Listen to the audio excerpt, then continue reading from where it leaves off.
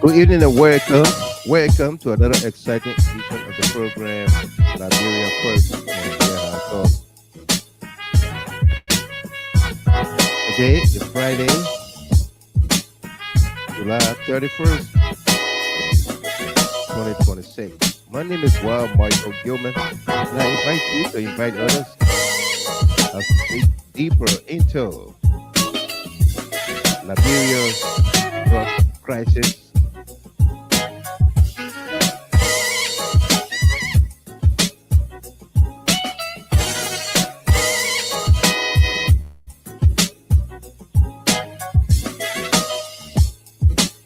Again, we are celebrating your birthdays, anniversaries, and special milestones. We say congratulations to you. This broadcast is dedicated to you as well.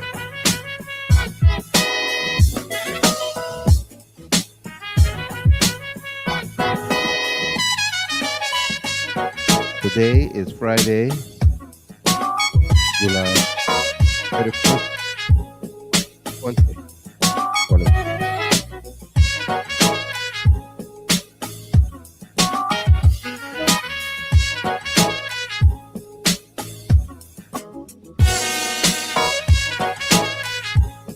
Cocaine, drug costs in Liberia. Who are the top?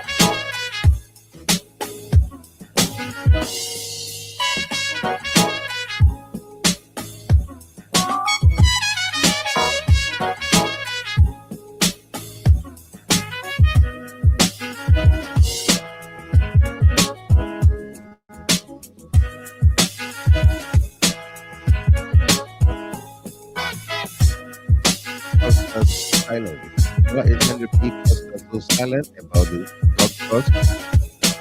We have friends who were giving just a human worker 50,000, 25,000 for workers.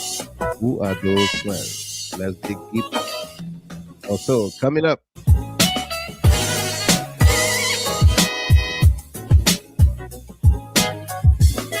Jojo Worker's letter. Did he implicate himself in the drug claim or cleared his name? Why is Jojo releasing fresh statement and JMB is conspicuously silent? Who is telling him not to say anything? Let's dig deeper tonight. Who ordered the closure of Marshall Gate on the Ravos International Airport Highway? Was it a deliberate attempt to allow the safe passage of the drugs to or from RIA or the beaches, Roseville, and of the container? Who sold the land? Who bought the land? How did the container leave Freeport of Florida? It has a tracking number. Who was the shipper? Owner of the container? Who gave or sold the container onto whom? Let's dig deeper into all of these questions.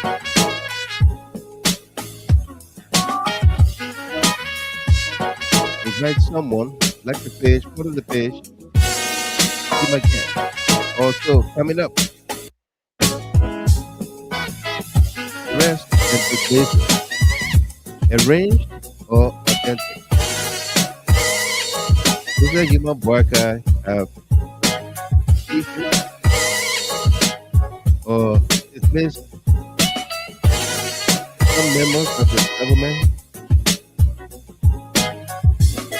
as well as others arrested, dismissed or suspended? How authentic are these arrests? Are they arranged as a cover up?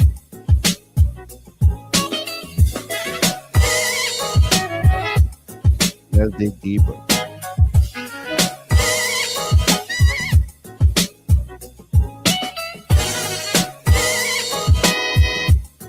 Again, if you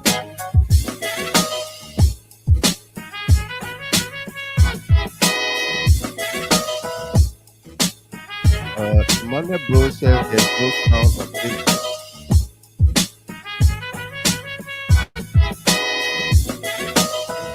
Right now.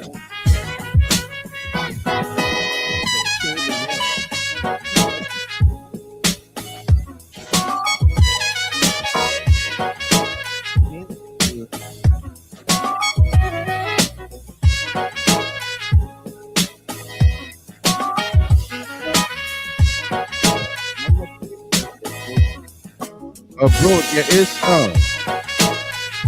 I just tested it on mine, check here, and there is sound on Facebook. You wanna check the phone?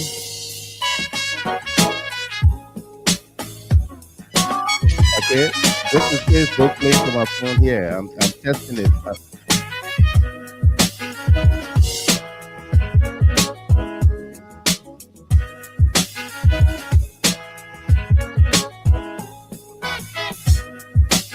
Okay, would you have a sound in the system, bro? You want to restart your gadget if you can hear me? Somebody put Emmanuel Pro to restart with a gadget. Steven Slav, Savannah Harris, Steven and Nelly here, big sis and brother. Welcome to you there. We got a great show for all of us here tonight. Sit back, relax as we dig deeper into this $500 million drug case. The cartels and everybody. Willem K. Sumawulu, Julie Z. Kennedy, Benetta Kier, welcome. Steven Nelly here on the YouTube channel. Are you guys hearing me? Those of you watching on the YouTube, how is it there? Is it okay? Nick Walker, on the YouTube. Is there 9 people watching on the YouTube channel?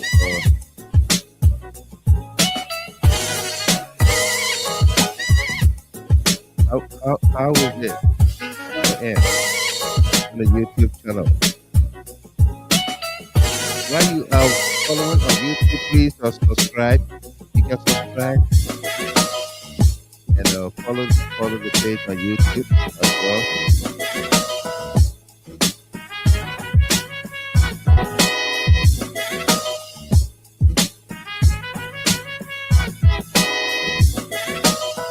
Okay, we got about 10 persons on the YouTube channel. Again, let me know how well you are receiving us on the YouTube channel. Okay, please give us feedback. Like the page, follow the page. Welcome to Sherry from Python. Welcome to you. Joseph Walikende. Welcome to you there. I will call you after the show as per the WhatsApp message. I'll talk to you before anything else, okay? Walikende, welcome. Okay, Glamour, welcome to you. Welcome there. We've got a great show for all of us here, folks, so please invite someone, like the page, follow the page. Joseph Worker issue this legal suspension and what have you. How authentic are these? Are they arranged? Will anybody seriously be punished? Will the cartel walk free? Will the court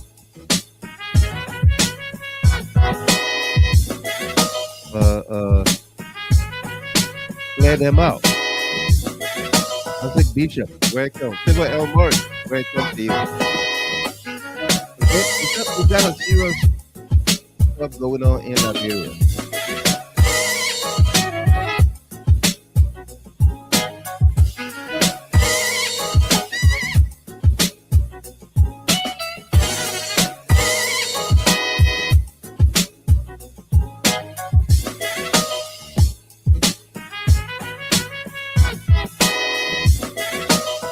Again,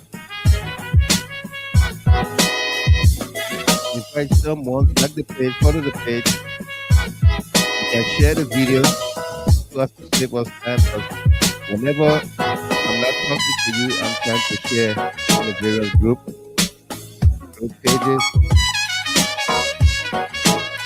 to continue. Okay, so you can do the same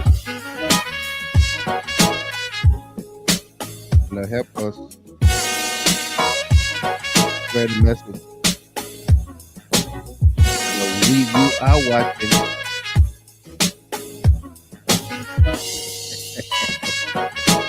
Rodney Peabody. The Archbishop is Rodney Peabody.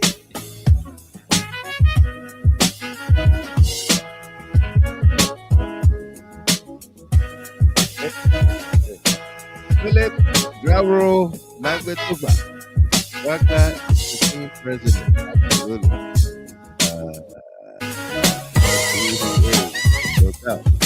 Rachel Lawrence, welcome to you. Again, if you are celebrating your birthdays, anniversaries, and special milestones, we say congratulations to you. This broadcast is dedicated to you as well.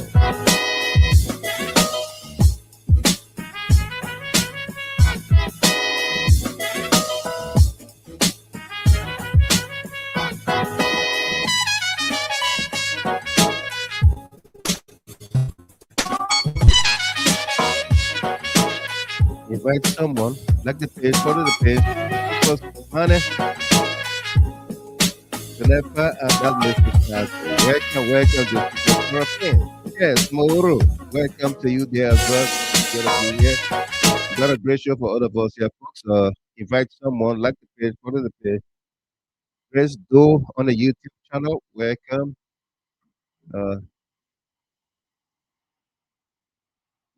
Welcome to all of you.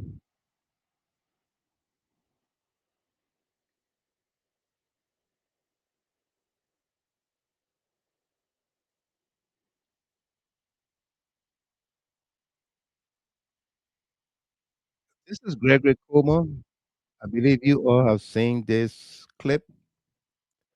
This is Gregory Coleman right here. And speaking truth. If Gregory Coleman never said anything truthful, right here he did say the truth. And we're gonna play you this video and many others tonight as we dig deeper into the drug crisis in Liberia. Okay, take a look and take a listen here to Gregory Coleman.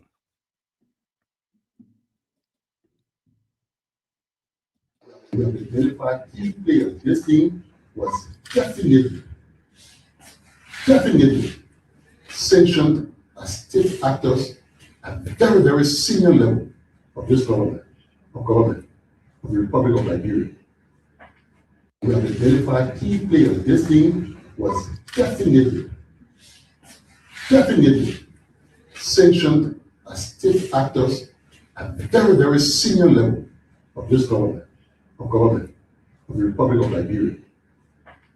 We have identified key players. This team was definitely sanctioned as state actors at the very, very senior level of this government, of the Republic of Liberia. We have identified key players. This team was definitely sanctioned as state actors at the very, very senior level of this government, of the Republic of Liberia. Sanctioned as state actors at the very, very senior level of this government, of the Republic of Liberia. Sanctioned as state actors at the very, very senior level of this government, of this government, of this government, of this government, of this government, of this government, of this government, of this government, of this government. You heard him? Of this government. of this government, of this government, of this government. Definitely sanctioned as state actors. Definitely sanctioned as state actors. Definitely sanctioned as state actors. Definitely sanctioned. Definitely sanctioned. Definitely sanctioned as state actors. Definitely sanctioned as state actors. Definitely sanctioned as state actors. Definitely sanctioned as state actors. Definitely sanctioned as state actors. Definitely sanctioned as state actors. We have identified key players. This team was definitely sanctioned as state actors. We have identified key players. This team was definitely sanctioned as state actors. We have identified key players. This team was definitely sanctioned as state actors. We have identified key players. This team was definitely sanctioned as state actors at the very, very senior level of this government, senior level of this government, senior level of this government, senior level of this government, senior level of this government.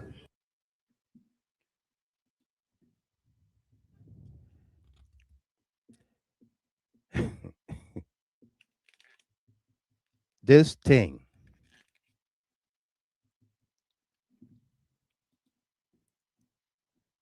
has been sanctioned. We have identified key players. This thing was definitely sanctioned by state actors at the very, very senior level of this government.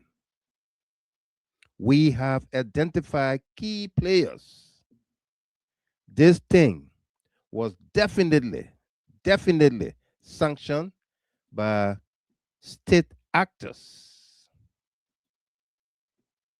at the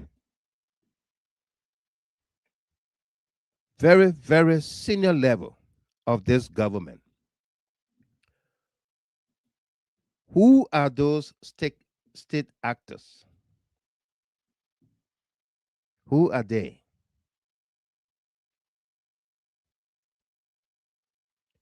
Who are those state actors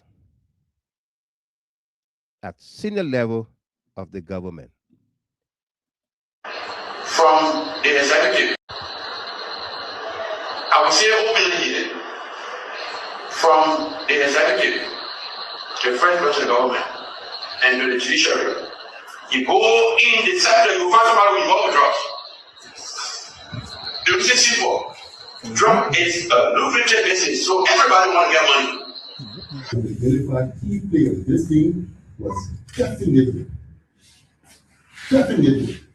sanctioned as state actors at the very, very senior level of this government.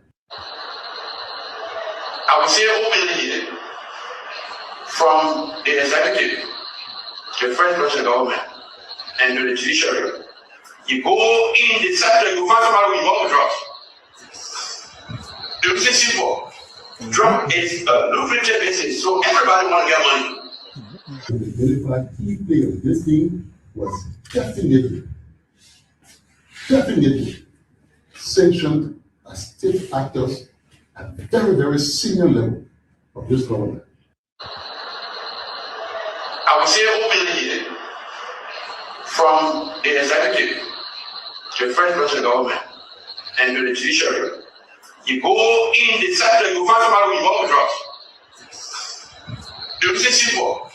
Drug is a lucrative business, so everybody want to get money. To identify key players, this team was definitely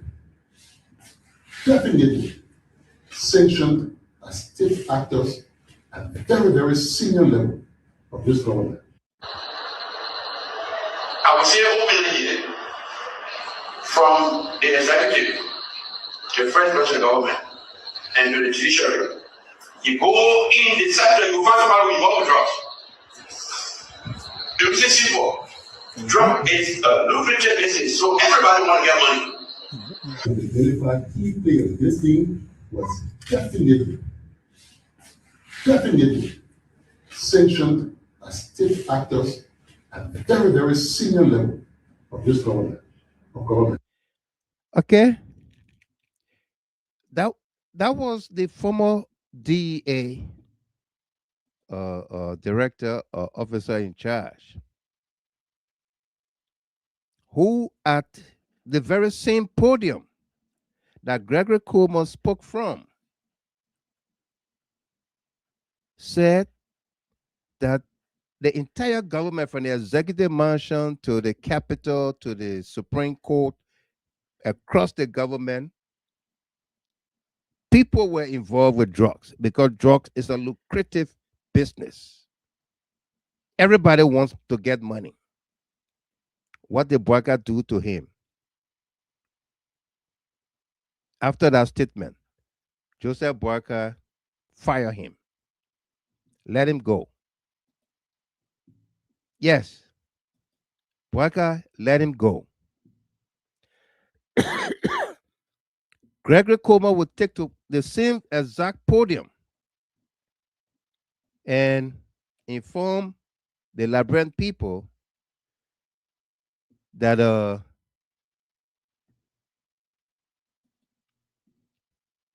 that the investigators, he, Gregory Coleman, and the Joint Security and Justice Department whatsoever, quote, "We have identified key players.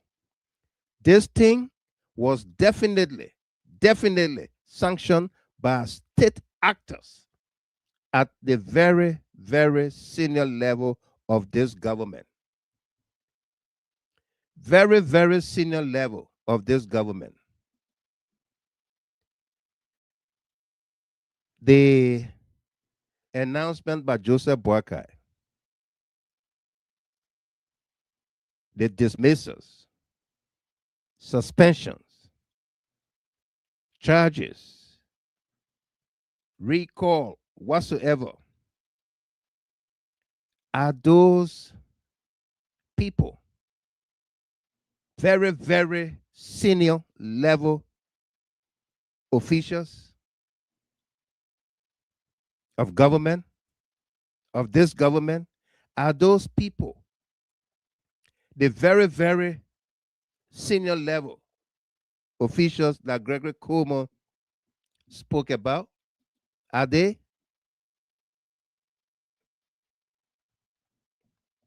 And are they?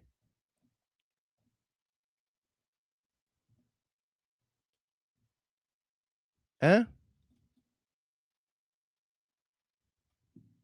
Jojo BOAKAI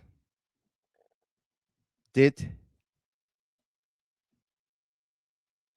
a letter responding to the cartels. The text message up. Senator Snow, Senator Cornyn. And Jojo BOAKAI is open, he's fair, he's studying exactly what he knows. And they reached out to him, this group of people that sent the message. And they sent a message to him and he replied. I'm trying to put this up real quick because since he sent it to Rodney now, I think it's fair to play the message. Let me put the message up real quick. And Jojo BOAKAI replied to the text message he received. And on the text message Jojo received, it have a phone number. The phone number is registered to Colombia. It's a Colombia phone number. And I called the number. I will get to it later. Phone number, which country? Colombia. Oh, okay. Yeah, Colombia. And that's exactly where I want us to just take it easy. The Colombia code is +57, then you find the 311 and going down. But there's a reason I'm not going to share that, because Ronnie has it. I caught it, and Ronnie said try calling it himself. I will call it on the show, and you guys will listen to what the feedback was. I will call it pretty soon. I want to put Jojo message up that he received from those individual folks. The message that he received from them is very important, similar message to what they were reading on in the video. But intentionally, the group that put the message up, Senator Snow, refused to put up Jojo's message that he sent to them. And there you go. Yes, the message. This is the message that was sent to Jojo. And in the green that Jojo replied. That's Jojo reply. So the same group that send the video, send this message to Jojo. Jojo, your end will soon come. If you don't hand over our goods back, you stole with your board of NDLEA. I don't know what's that.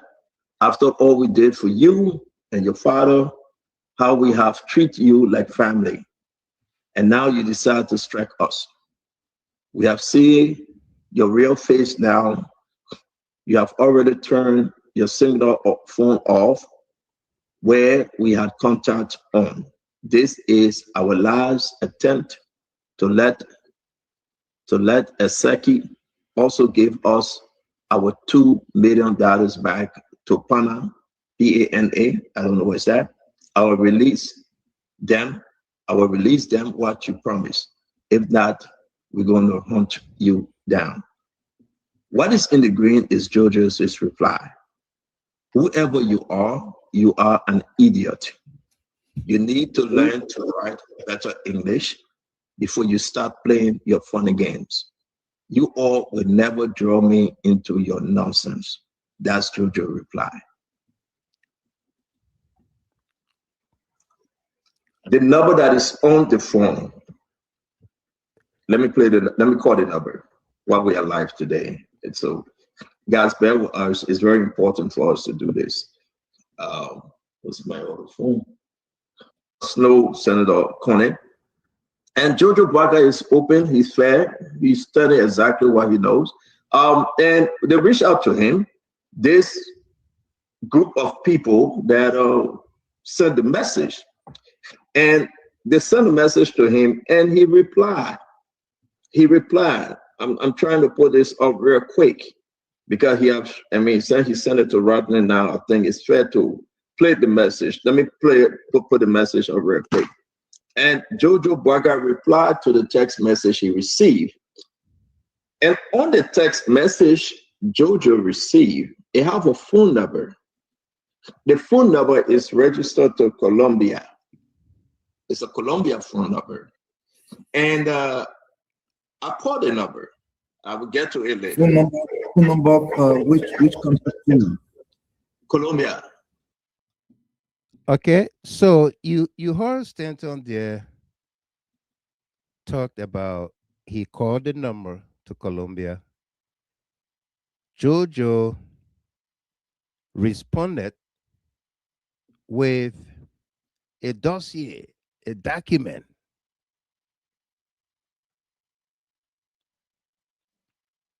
And that's why we asked the question. Did Jojo indict himself, implicate himself, or he clear his name? We have that letter. We're going to read excerpts for you here. If possible, we will read the entire letter so that you understand. If you don't know about anything, you will not have so much to say.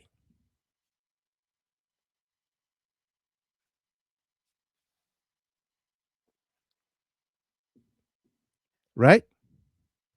If you don't know about something, you don't know about anything, you will not have a whole lot to say least to say to write such communication. Okay? But the statement that Gregory Cuomo made,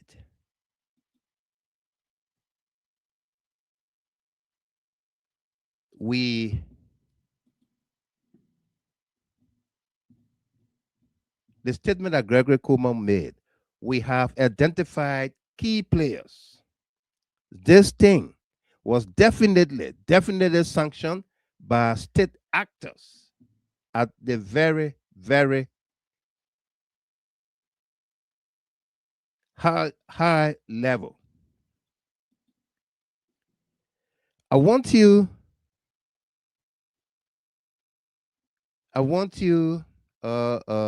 listen to Todd Blanche, the acting U.S. Attorney General, at his confirmation hearing. He was asked a simple question by a senator: are you and Donald Trump friends? And what did he say? Take a look and take a listen here.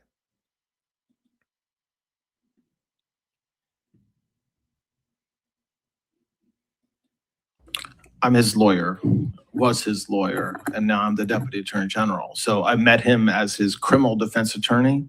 I'm not sure there's very many people who have ever had a criminal defense attorney who calls that person their friend. Are you and President Trump friends?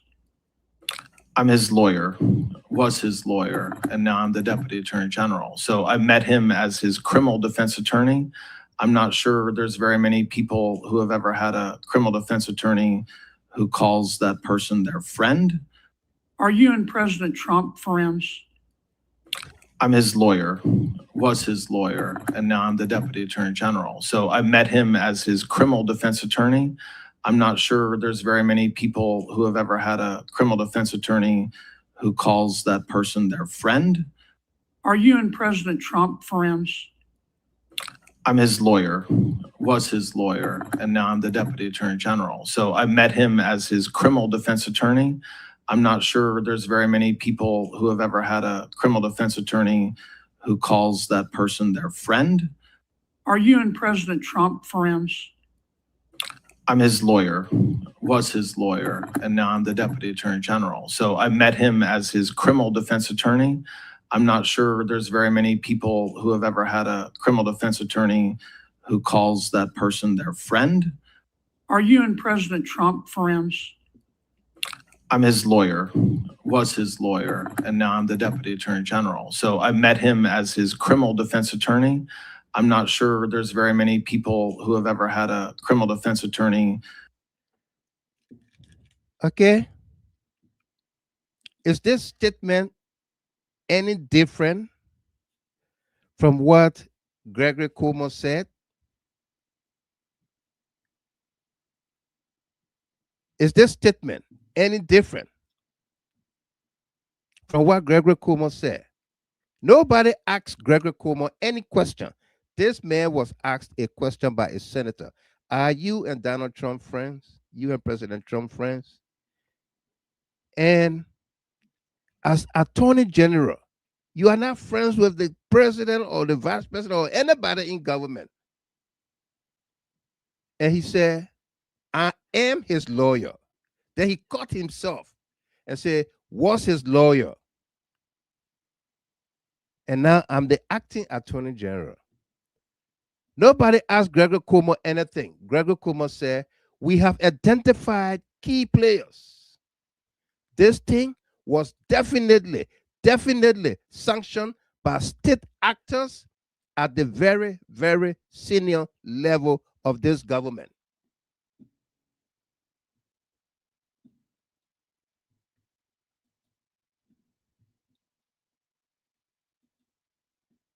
Yeah? We have identified senior key players, key actors, state actors at the very senior level of this government that are key players, that are involved.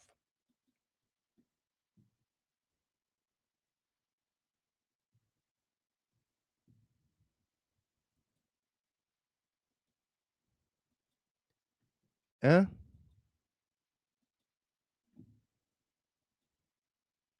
This is Gregory Coleman.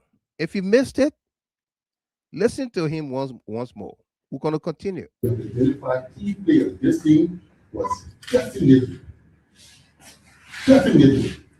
sanctioned as state actors at the very, very senior level of this government, of the Republic of Liberia. We have identified key players. This team was definitely sanctioned as state actors at the very, very senior level of this government, of the Republic of Liberia. We have identified key players. This team was definitely sanctioned as state actors at the very, very senior level of this government, of the Republic of Liberia. We have identified key players. This team was definitely sanctioned as state actors at the very, very senior level of this government, of the Republic of. Okay. When the Nigerian Ghanaian man of God said that this government under BOAKAI is confused, somebody said the man was dealing drugs or your drug addict. But what about the statement by Mo Ali? Huh? What about the statement by Mo Ali, Bodio, Sinet, Tom Gazelle, William Sagba Davis, Favor Morris? What about the statement by Mo Ali in which he said the time y'all were bringing your own,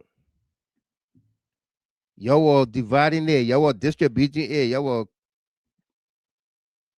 giving it to the children there. But we're bringing our own now.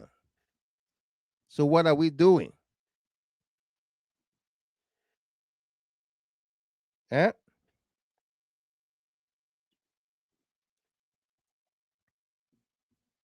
The time y'all were bringing your own. Take a look and take a listen to Mo Ali.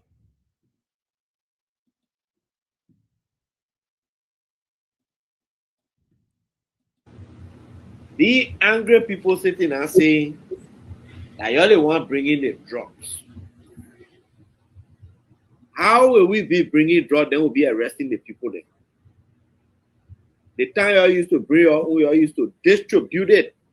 I will say again, you used to divide it among the young people that have. The time you used to bring your own, you used to distribute it. I will say again. The time you used to bring your own, you used to distribute it. I will say again.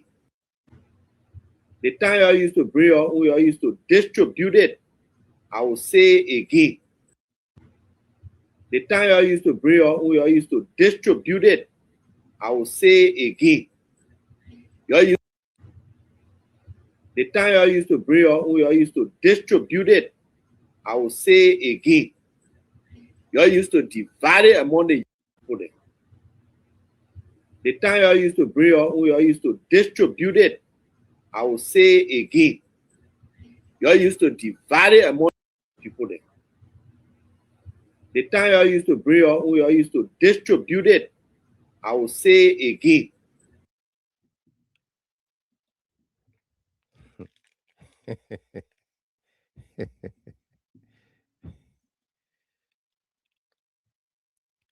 Okay. Lloyd, Yene, Julie Kennedy, Philip Tukba. The time you're used to bring your own, you're used to distribute it. George Capper, Peter Kedon. Oh, B says, Mariah Nelson. Oma, welcome, welcome. Let the children play. That's her. The Oma celebrated her 74th birthday the other day. Oma will celebrate you on Monday. Yep. We'll put your picture up and everything. Yeah. When you had your birthday, we didn't have show that night. The Oma turned 74 the other day, or July 20, I think 24th. Yeah. July 24th. She celebrated her 74th birthday. Happy birthday to you. Belated birthday, Oma. The show is dedicated to you, but we'll celebrate you, okay? Sophie Blamo, welcome. Lady Dumba, Prosperity Derek Yoke, welcome. Charles Jobo, No Yiligon. Miss Yiligon, welcome to you there. Angeline, one fine day. Peters, welcome to you. Kimansaki, welcome. Okay? The time you're used to bring your own. So what that implies? Are they confused? Is the man of God prophecy coming to pass? That this government is confused, will be confused. Gregory Como, we have identified key players. This thing was definitely sanctioned by state actors at the very senior level of this government. Mo Ali,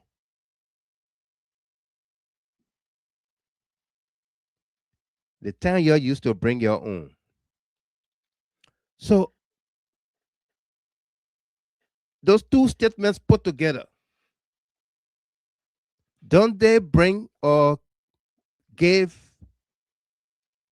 the connotation of ownership of the drug cocaine by this government, by the key players in the government, senior level officials of government? Isn't that what these two statements are speaking about?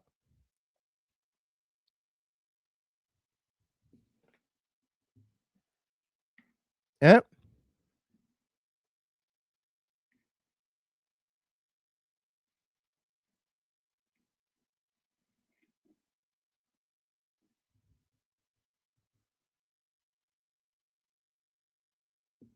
Isn't that what these two statements are talking about? The time you used to bring your own, you were dividing it, you were distributing it, you were giving it to the children then. But now we are bringing our own.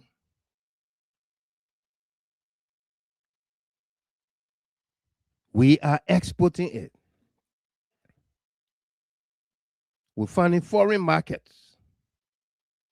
We're exporting it to Europe and other places.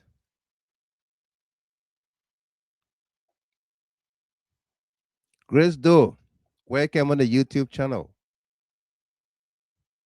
And Troke, 2012, welcome on the YouTube channel. Nelly and Stephen Kier, welcome on the YouTube channel.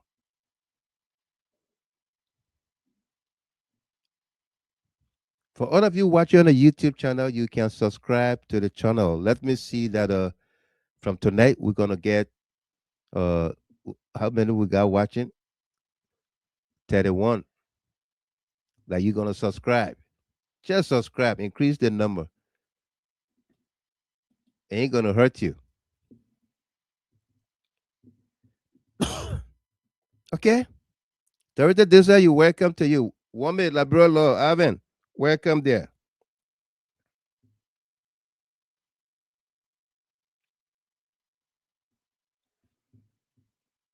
Huh?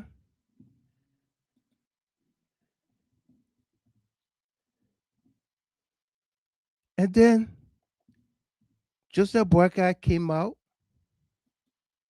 to dismiss and suspend people.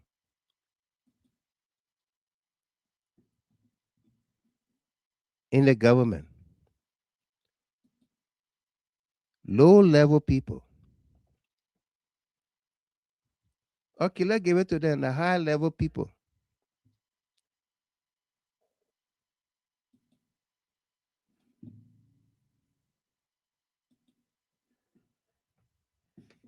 But did he appoint all of them?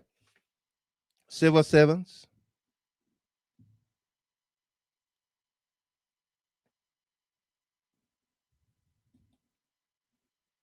Yeah?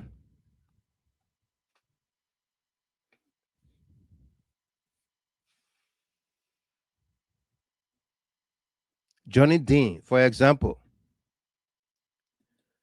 who brought Johnny Dean back to the police? Greg Tons. Who brought Johnny Dean back to the Liberia National Police? Wasn't that Gregory Comer that brought Johnny Dean back? He, along with others? Huh?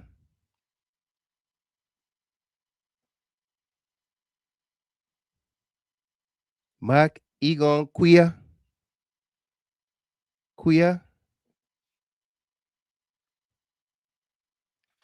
the Boakai appoint him. Patrick Doe at the NSA.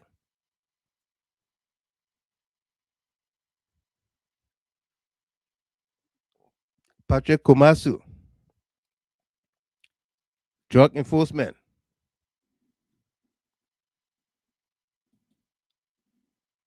Hmm?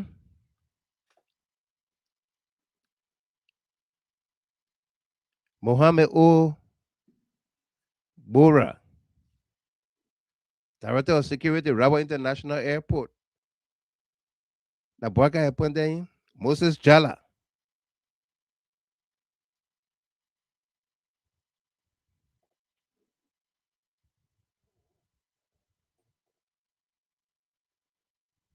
Anthony T. Bly. Wadel Kwagbo.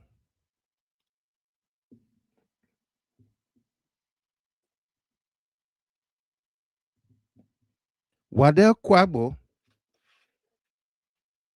was the chief of patrol.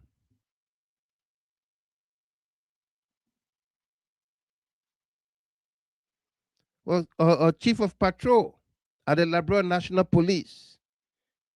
His father, a sitting senator from Maryland County, Blebo Brown,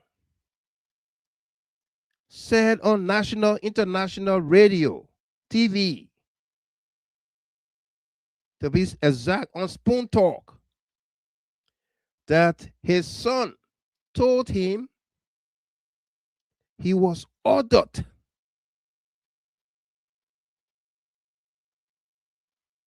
to escort the cocaine. But he said, he told me he didn't know what he was escorting. Gregory Como said the escort or the truck had a police car in front of it and a police car behind it to secure the truck, the cocaine.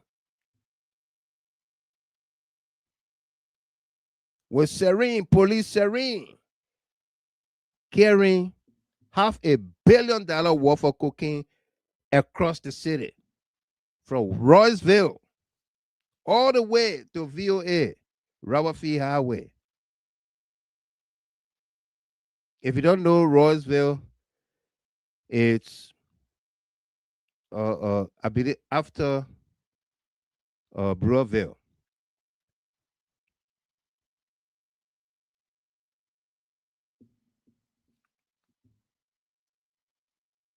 Eric McGill, Zian Paul, Fulancho Bright Crawford. Welcome.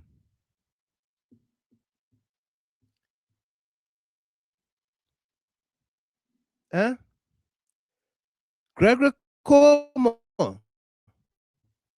he said it that Quabo, the escort provided by Quabo to this truck that was carrying the cocaine, had a police vehicle in the front, a police vehicle in the back.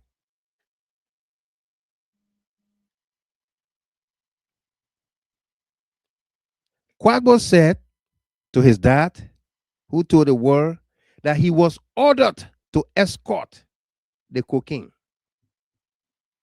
Who ordered him?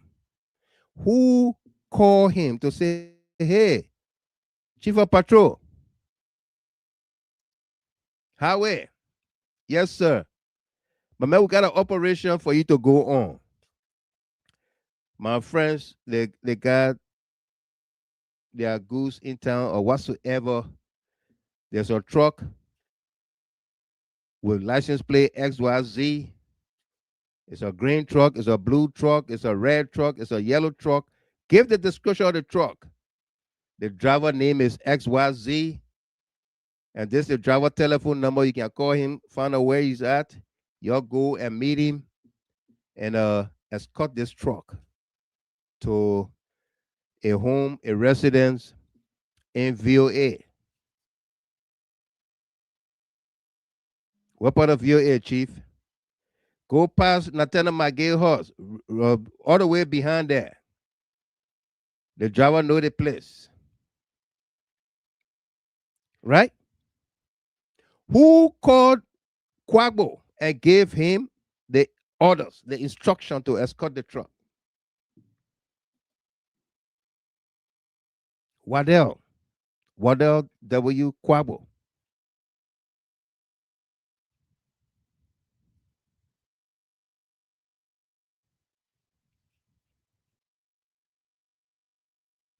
Jamel V. Jala, NSA.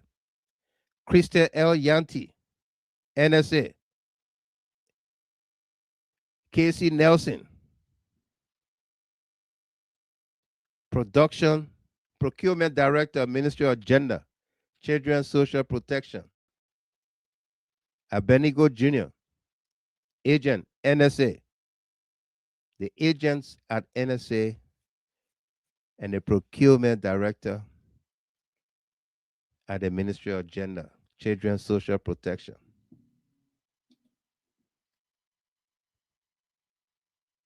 So Mo Ali said, the time you used to bring your own, you used to divide it among the small children then. So now we're bringing our own. We got a procurement director from Ministry of Gender, Children, Social Protection involved to do what? To carry on the same thing at a institutionalized level. You the procurement director, you know, when the thing comes, you got to take care of it. Isn't that an implication? Duke Clark Williams, welcome, brother. How you doing? You say, hello, Chi, I'm back. Welcome. Mr. Kier, Stephen Kier. On those types of operations, no brave police officers will be using a marked police vehicle without being directed to do so by some authorities. Thank you. Okay? Marked police vehicle, government car, taxpayers' properties, machineries.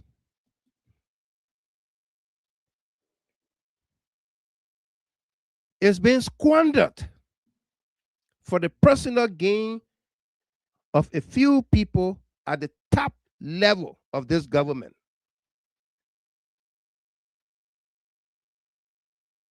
Peter Tagler, Elijah Tier, welcome. Amos J. Vincent, welcome. Okay?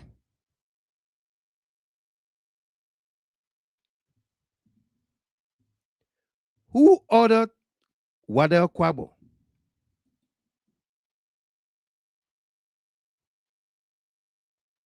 Eh?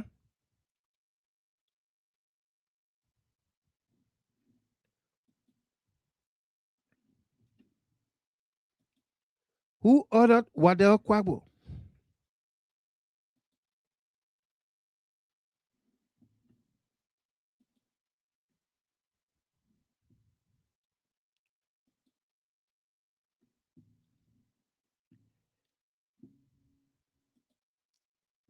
That's the press statement. That's the press statement right here.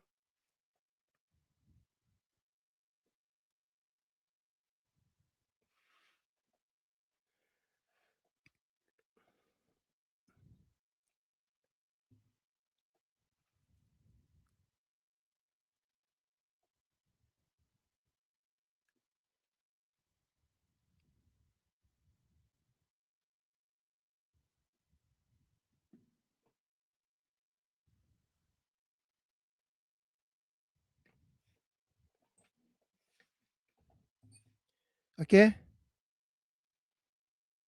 Look at this statement.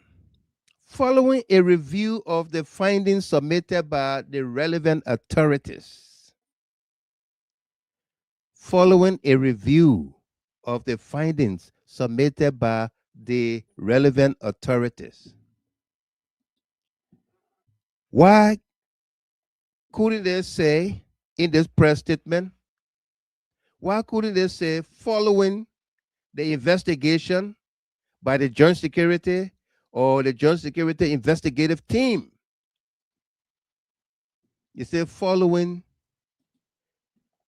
a review of the findings submitted by the relevant authorities.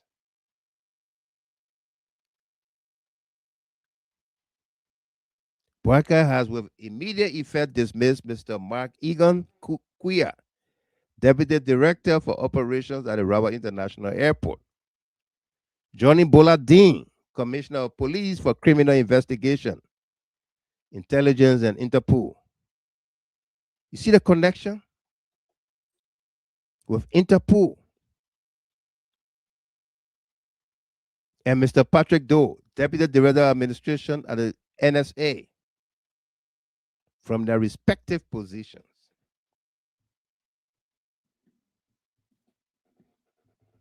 Investigate the investigators. MJ, Mommy Jackson, welcome to you. Factory Tennessee, man, welcome. Josephine Kimmel, Joyce Lomagel Wim, welcome.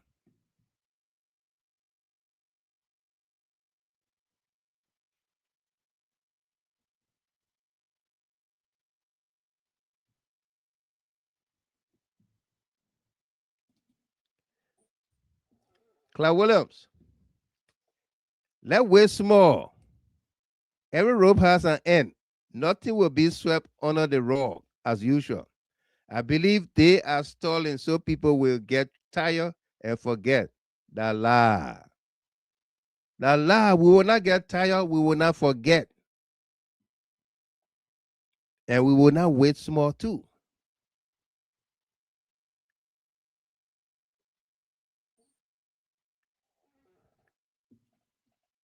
Okay? We will not wait. We will not get tired. We will not forget.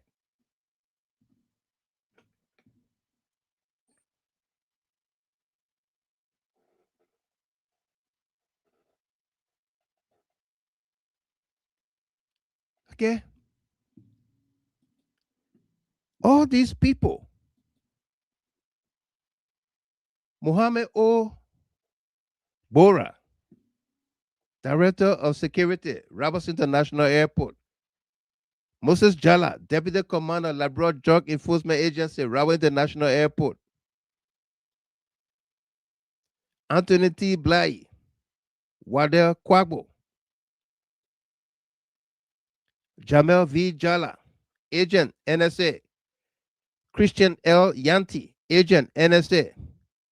Casey Nelson, Procurement Director, Gender, Children, Social Protection. Abenigo Jr., Agent, NSA.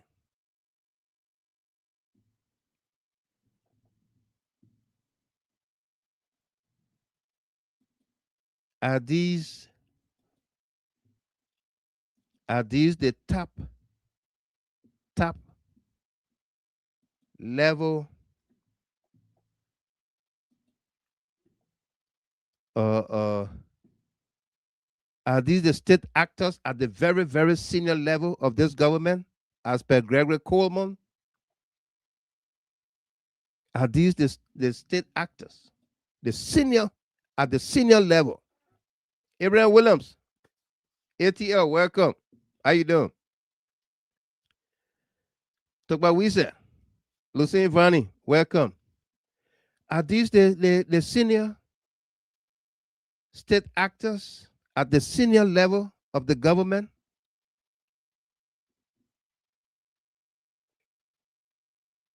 Why is this Justice Ministry, the Investigative Task Force, the Liberia National Police, and Joint Security, why are they making this investigation to seem so difficult when it is not? Why do they seem to make it so difficult when it is not?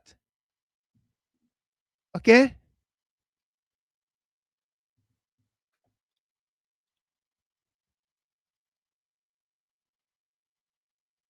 The container that we saw in Roseville, that container has a tracking number.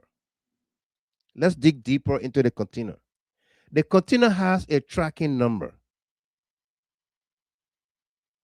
Let's say somebody shipped that container from the USA, from Europe, from Australia, from anywhere around the world. They shipped that container to Liberia.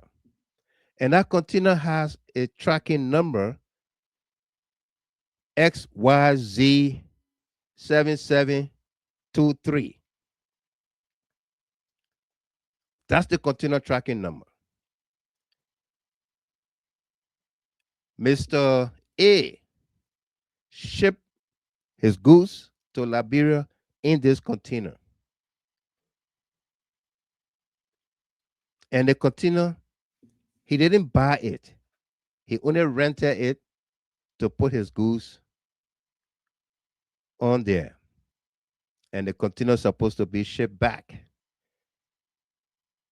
Either somebody will rent it, or it will just be put back on the ship to come back to where it came from. So the container XYZ723 arrived in Liberia.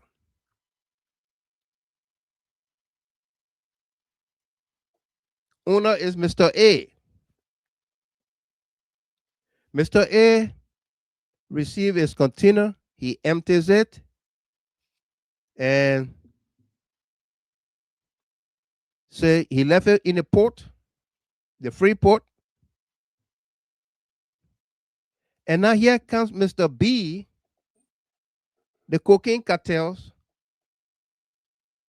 looking for container. And the cartel got hold of this very container, XYZ723.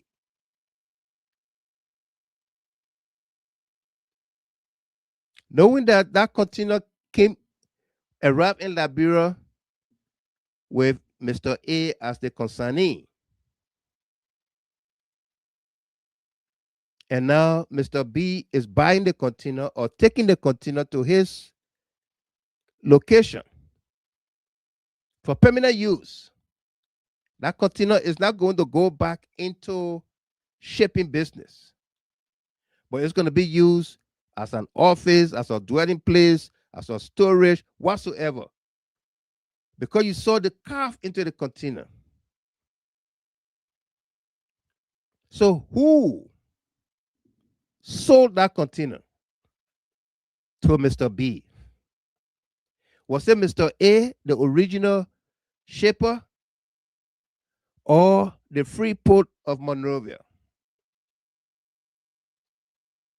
Who sold the container? Who was the driver that took the container from the Freeport to Roseville?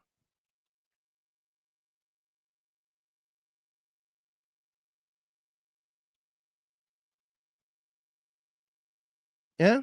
Who was the driver that took the container from the Freeport of Monrovia to Roseville?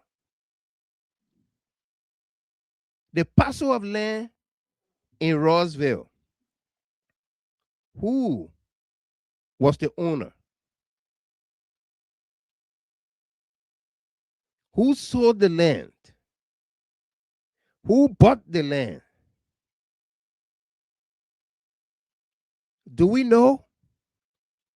Did the police, the investigative task force, did they inform the Liberian people who is the owner, are the owners of the container? Who sold the land and to whom? Don't we have in our history about the tribesmen selling their land to the settlers?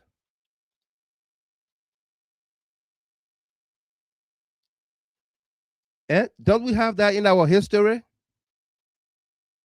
Haven't you sold your land and accepted payment? Let the settlers have their land. Isn't that part of our history? So we knew who sold the land and accepted payment. And that's why the settlers had to take ownership of the land. You know what Chief Bosman said?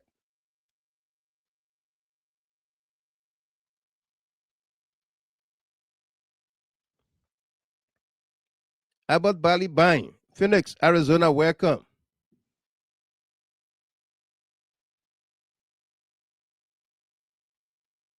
Haven't you sold your land and accepted payment?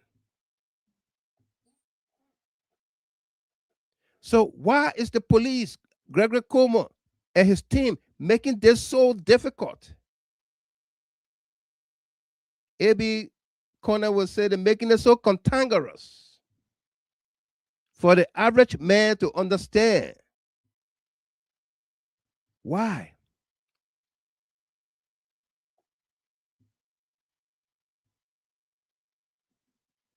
Eh?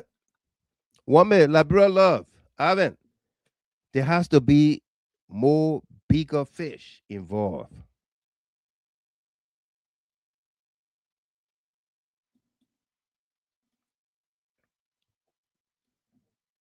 Eh?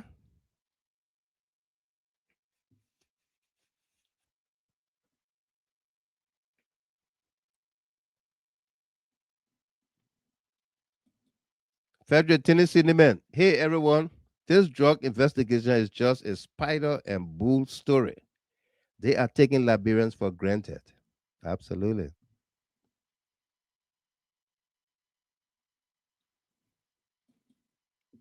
Philip Nangbe Tukba. Up to now, Paul King House is still free. But nothing is going to happen to Paul King or even those two foreign nationals. Nothing is going to happen to them. Today is the last day in July, July 31st. 5 days after Liberia independence, 179. Mark my word. Everybody ordered, arrested, detained, suspended, this and that, to go to court, charged, and will go to court. They will walk free. Mark my word, Amos J. Vincent. Lawrence Jalaka, Talo, Bue, Arotaino Solo, RTS. Welcome. How are you? I'm watching you, watching me. Folonsha Bright Crawford. They will walk free. Rhonda Morris. Welcome. Grant Martin. Good to see you. Okay.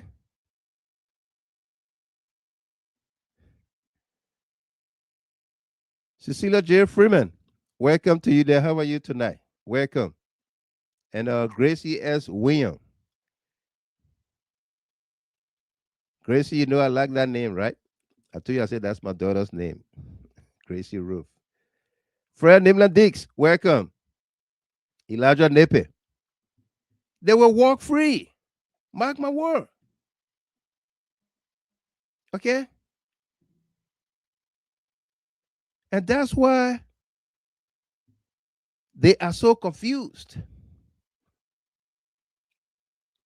God have confused them to speak the way they are speaking, like they're speaking in tongues.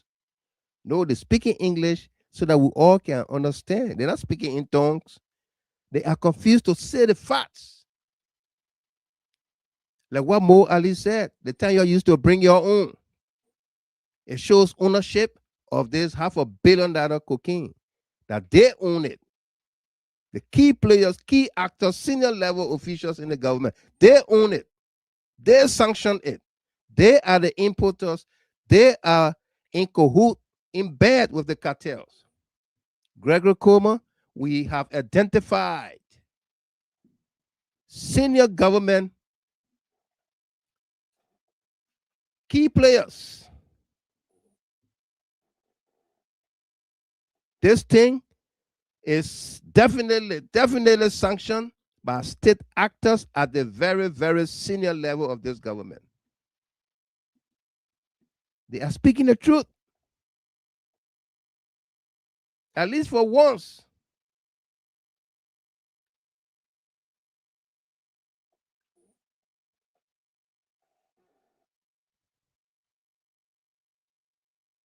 They are speaking the truth, at least for once, that there are senior actors involved with the drug cocaine. And in time, they will all be held accountable. Like Clark Williams said, we will not get tired. We will not forget about it. We'll keep talking about it.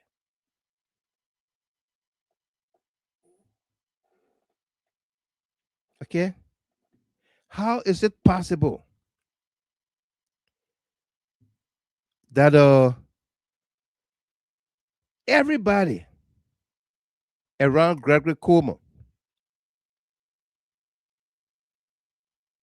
people that he brought in who were dismissed by previous government for their crooked behaviors, he brought them back into the LMP, and they are all involved with their drugs business, and he's not involved.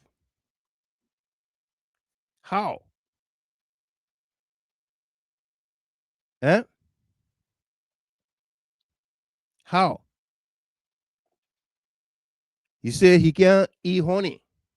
Let Spada said, I can't eat honey. But Spada dividing the honey in a mouth. Moses Merlenberg, Samuel Hollywood, welcome. Yeah. Spada said he can't eat honey. But Spada is dividing the honey in a mouth. When he takes some, then he gave in your mouth.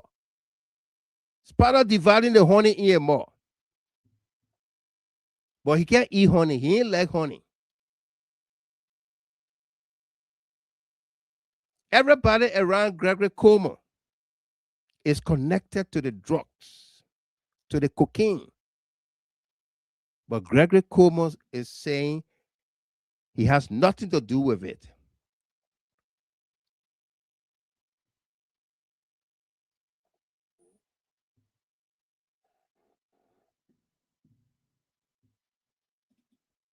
Emmanuel Bro.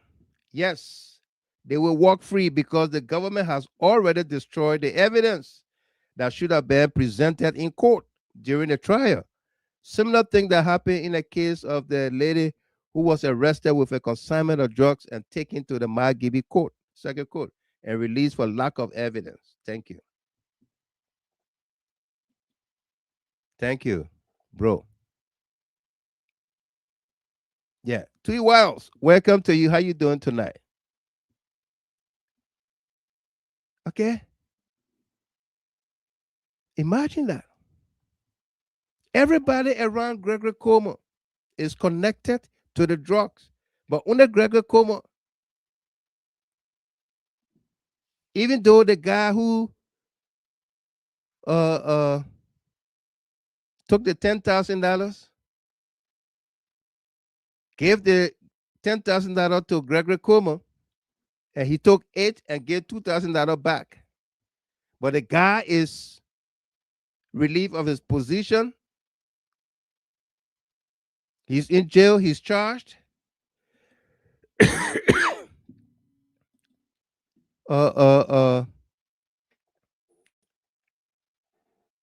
That's the Dean guy. He's charged and supposed to go to court. Johnny Bola Dean.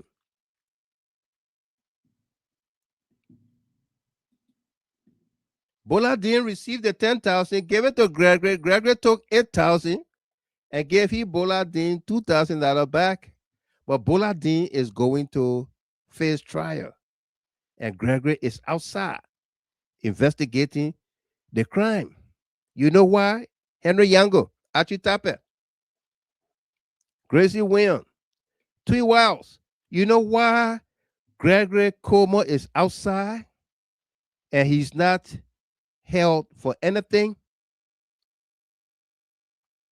Because in this cartel business,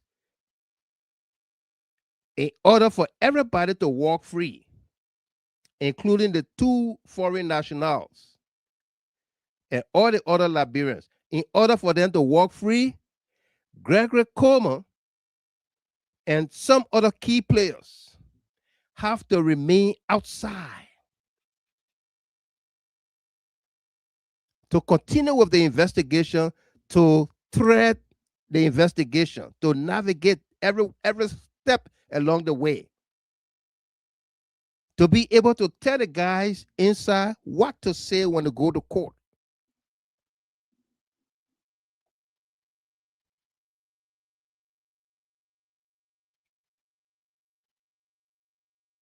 Okay?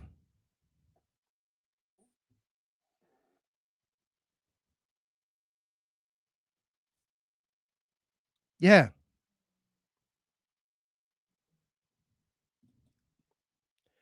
For a fail, Sumaworo, quote, I have nothing to do with it. End of quote. It's far from I don't know about it. And if he claimed to know, then he will have to admit he's unfit and incompetent to be a lawman.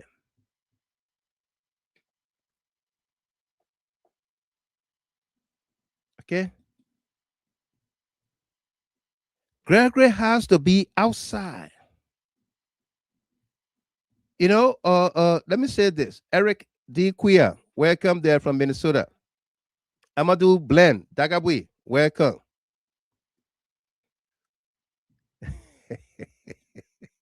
Dagabui, let me read your comment. He says, Spider is always technically technical in all his stories. Yeah. Spider can't eat honey, but he's dividing honey in more. Yeah.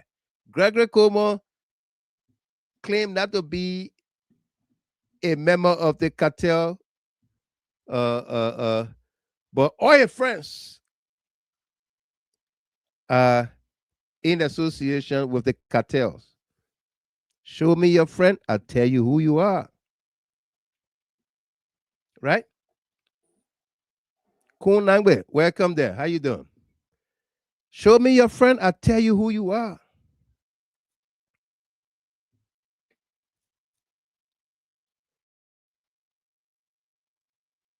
Okay? it beats my imagination that Gregory Como will resist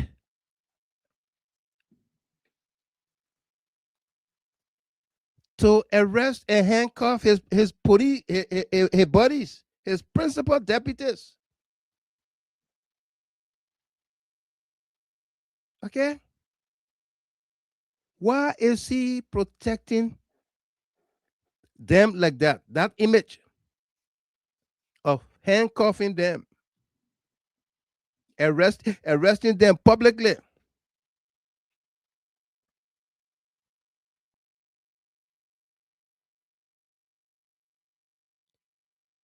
Eh? Why is he protecting them? Don't want to humiliate them with that appearance, handcuffing them as criminals. Of course they are.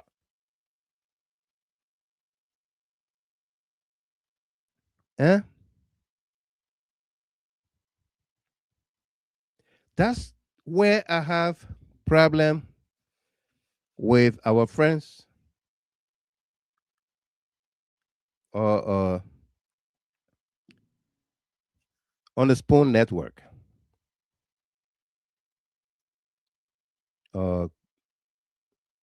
Stanton and Rodney Sear.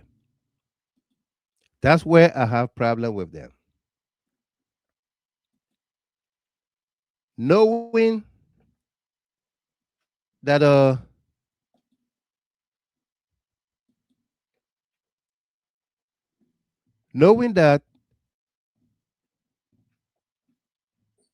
they have information about all of these things, Edwins know how to push them. The other day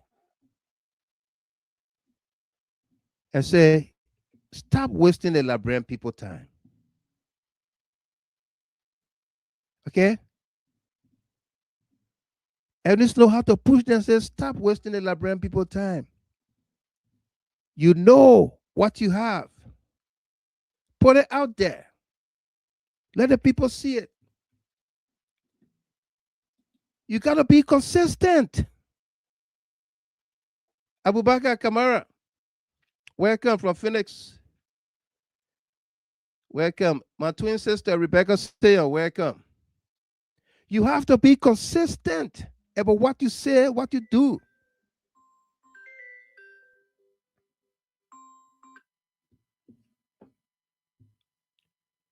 You got to be consistent.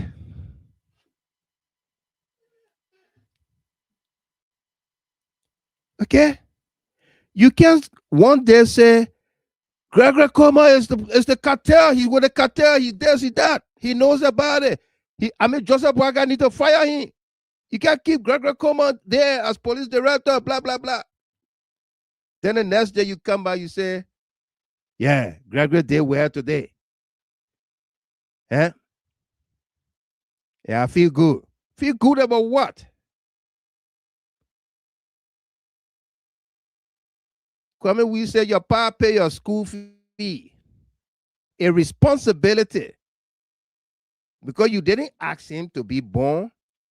He went enjoying himself and you came about. So he must take care of you. Other than that, he becomes a deadbeat dad.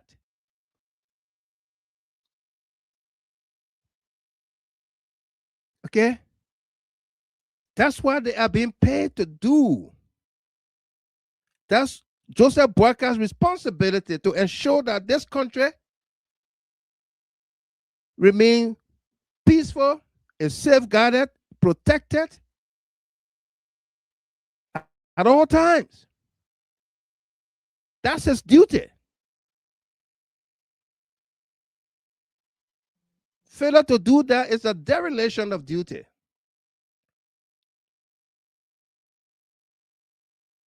You know, your sources have told you everything, and you are taking your time and they're cautioning you Oh, don't do anything now. Don't say it now. Wait for us. We'll come and do something. A news story is coming out. Yes, and true, the story came out with one of my buddy would say pepoons, the names of pepoons, low level people. Pepoons. The czars are left untouched. And because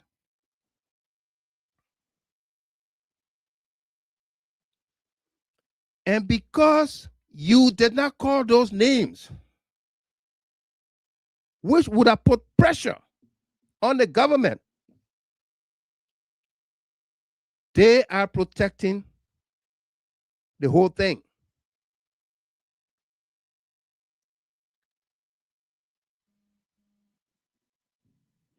They are protecting the whole thing.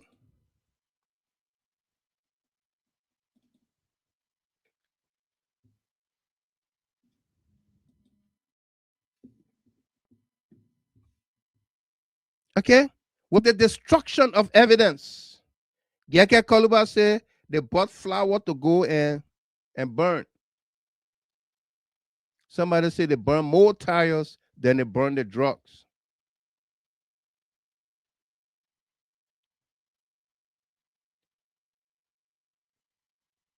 Yeah.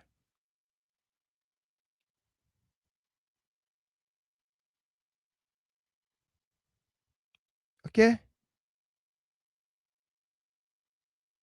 These names they put up, that's arrangement. It's a joke.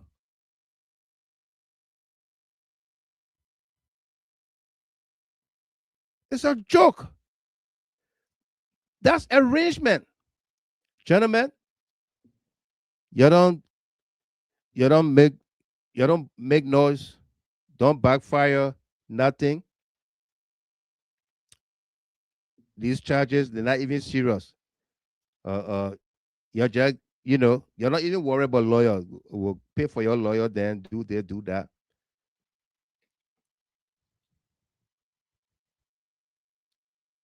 Everybody will go home, my man. It's a matter of time. We all in there together. Gotta protect the people, the big people then that are involved. You listen to that LDEA boss, the former boss. He said from the executive mansion to the legislature to the executive or to the judiciary, everybody involved. Everybody wants quick money. He got fired. Why did he get fired? Who told Boaka to fire that man? Was it Jojo that told his father to fire the guy from the LDA?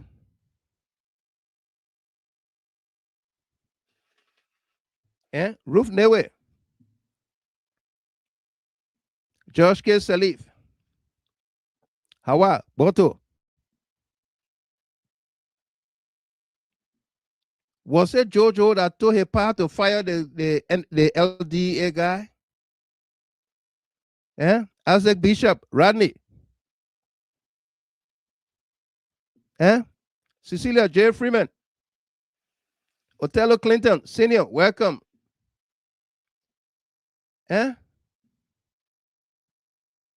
Arataino Solo. Folonsho, Bright Crawford. Was it Jojo that told Boaka to fire the guy? He was perhaps tampering with their business. Was it a senior actor, senior level official of government that told Boaka to fire the LDA guy? He talking too much? Tom Gazelle.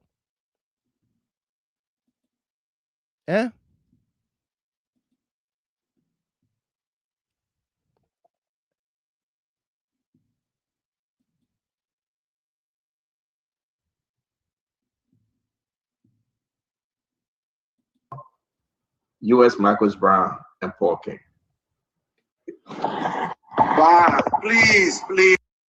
3 recording, and then we hear from the guy. The first round, U.S. Marcus Brown and Paul King. Wow, please, I take God thank you. I've been doing this business for over 20 years. Nothing stupid who can fuck me up. Nothing stupid. Excuse our languages. Whatever you have to do with this shipment here, please go and send your people to that airport. We are ordinary shippers. We only ship people cargo that go to places. Do not put us into problem. You said you wanted to ship. You contacted me. I contacted Brussels, and I let the guys then go and pick your shipment and send your shipment to the airport. You need to get this thing right together. The first one is Paul King calling Marcus Brown. Marcus Brown was in the country at the time, and telling Marcus Brown, excuse again, we apologize for languages, but telling Marcus Brown that, hey, we need this thing. Still got it there. My man, who keep your question at yeah, Bacon Chief.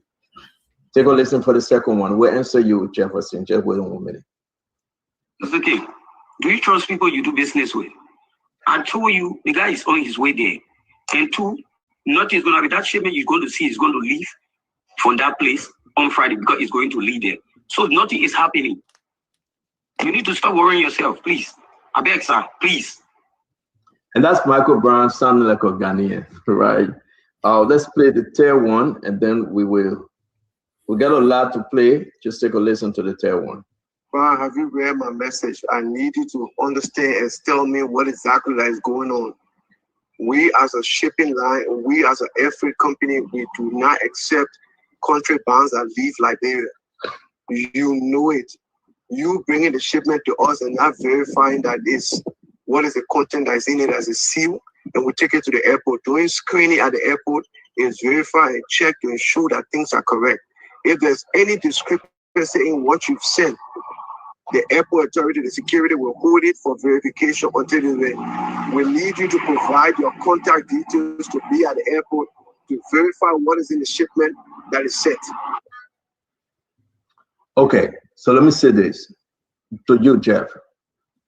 Marcus Brown was in the country. And yes, the issue, maybe Rodney will speak to it. We try to debunk the fact that people say Marcus Brown escaped the country. No. As far as June 8th and after June 8th, Marcus Brown was in the country. Paul King, who is in jail now, he was approached by Marcus Brown. He knew what was happening. He called Marcus Brown and said, listen, we have a problem. Now, the next video I will be playing for you is Paul King at the bank making that final deposit. So yes, go ahead, Ronnie. Talk to us about the video while folks watch. So that's Emmanuel Parr in the green shirt at UBA Bank. And if you wait a little bit, you're gonna see what looks like Paul King at the counter. So this was after this they spoke on the phone, and the amount for the shipment was announced. So both of them, I think Paul King is in a white shirt, as you can see in the back. In the front. In the front, in the front.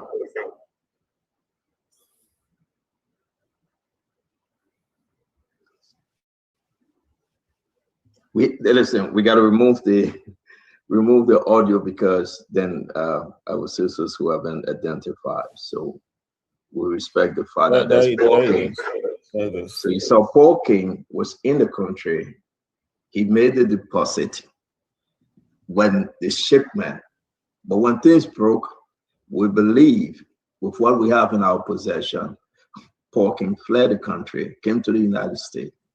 Thereafter, and say, I wasn't in the country, I just gave the order. But as you can see, no matter how it is, we just have to do what we have to do. Paul King was in Liberia. We can extend the video and you will see even more. But we have to cut this video because it's only important. Okay. Paul King was in Liberia. when the 19 million drug bust occurred. Then he came running back to the States. Michael U.S. Brown was also in Liberia, and they allowed him to leave. Okay? All of these pieces of information put together by Rodney and Stanton have come out to be credible information, sources on point. But why are they not consistent with the information? Like what Edwin Snow said to them.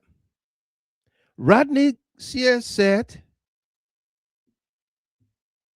the names that we have, the things that we know, it will cause this government to crumble. The people that are involved, it will cause the government to crumble.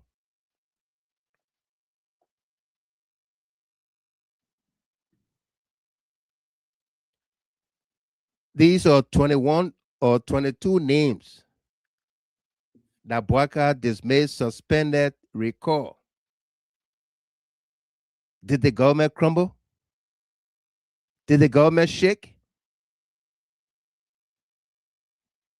Are they the ones that were supposed to cause the government to crumble? Ask yourselves. Man, Helena Brown.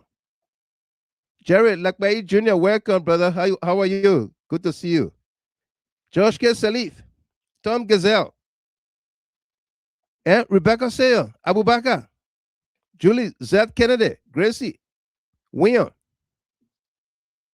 The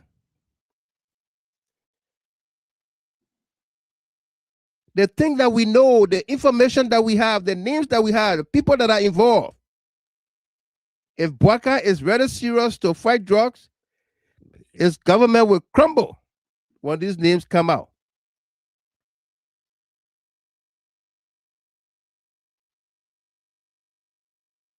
Rodney went to the extent to say the Vice President Jeremiah Cohn needs to speak to the Liberian people. Tell the people what he knows.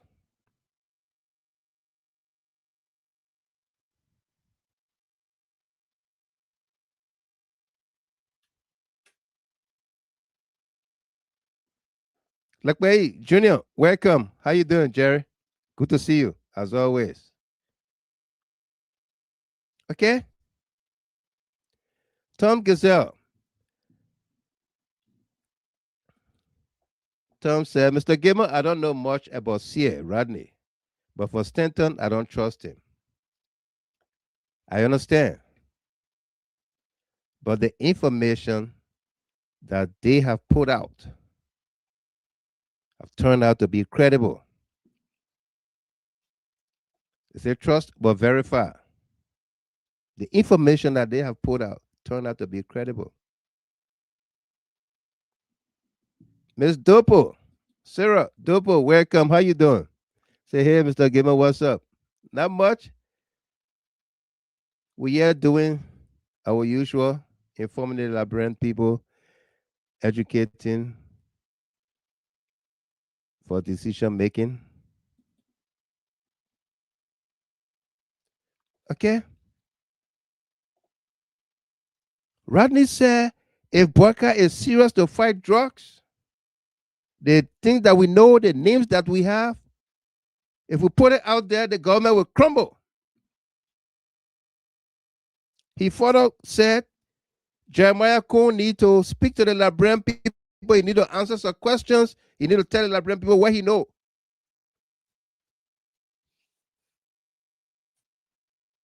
That procurement officer, procurement director at the Ministry of Gender, that agents at NSA will cause the government to crumble, that truck driver That patrol chief will cause the government, police patrol chief will cause the government to crumble.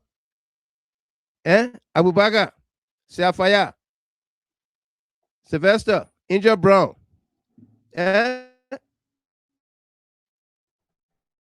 Those people will cause the government to crumble.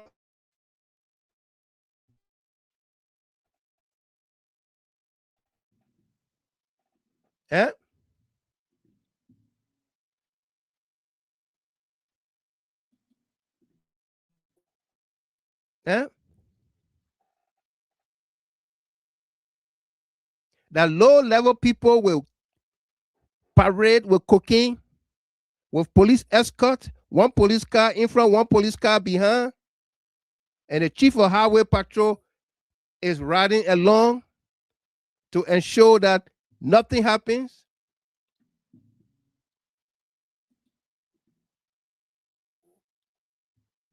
Can a low-level man carry on that kind of operation?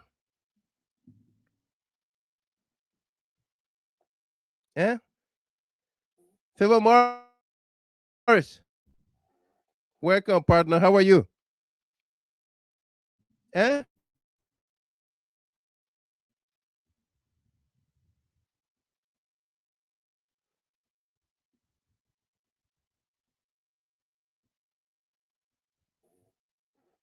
Think about it. Okay? Think about it.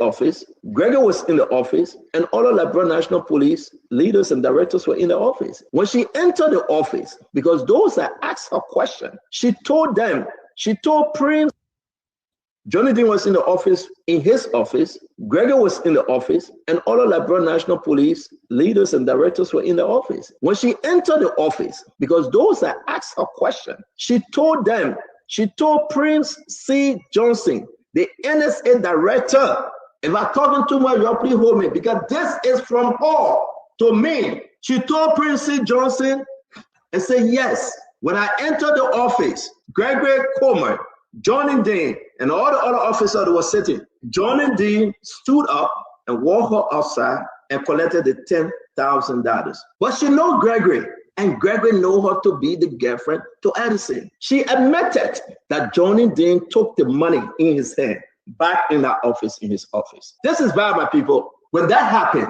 Prince C. Johnson called Gregory Coleman and said Gregory Coleman should arrest Johnny Dean and turn Johnny Dean over. Gregory Coleman refused. Gregory Coleman had a long argument with Prince C. Johnson that he would do no such thing.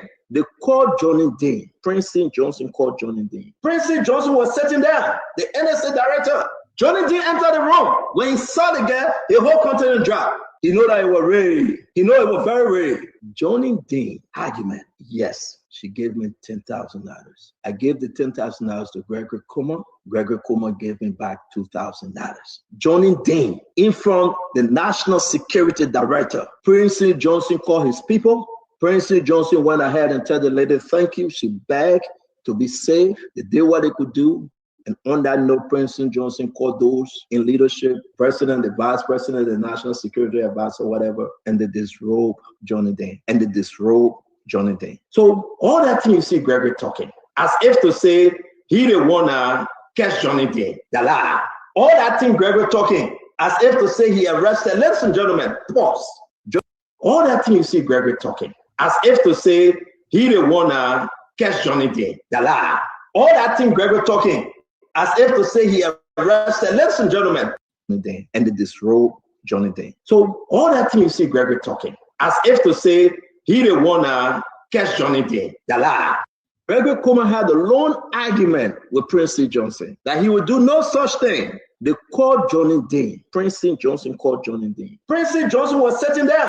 Fuse. Gregory Coleman had a long argument with Prince C. Johnson that he would do no such thing. They called Johnny Dean. Prince C. Johnson called Johnny Dean. Prince C. Johnson was sitting there, the NSA director. Johnny Dean entered the room. When he saw the girl, the whole continent dropped. He know that it was real. He know it was very real. Johnny Dean argument. Yes, she gave me $10,000.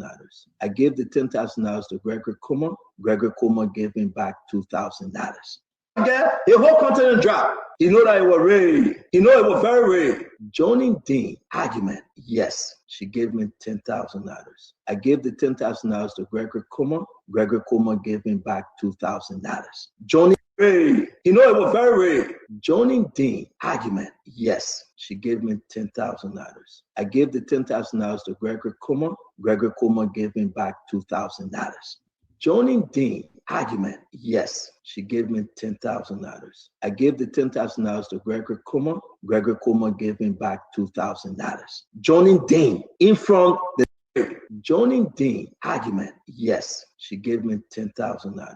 I gave the $10,000 to Gregory Kuma. Gregory Kuma gave me back $2,000. Johnny Dean in front the National Security Director, Prince.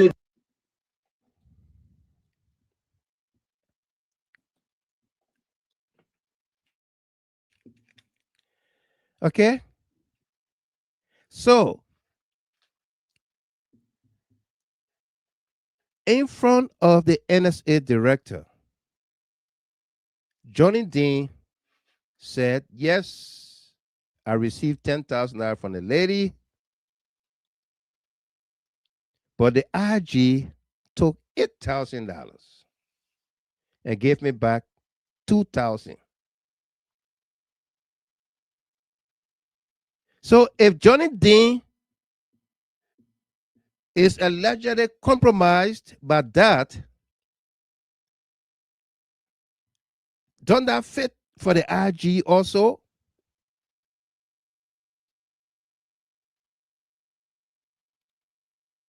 Isn't the IG compromised by that too? Even though it's more than that? Yeah? MJ, Mommy Jackson, Favor Morris, Rebecca say, oh, wow. Dorothy, this are you. You got energy. Mawata, Sese, Henry Yango, Hawak Boto. Eh?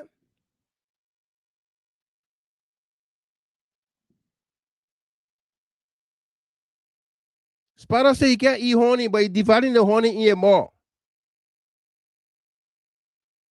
Eh? Sarah Dopo.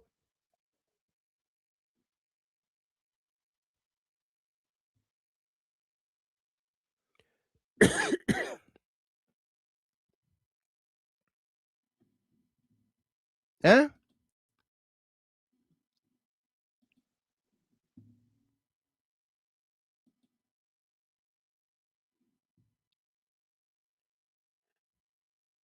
Okay? Think about it.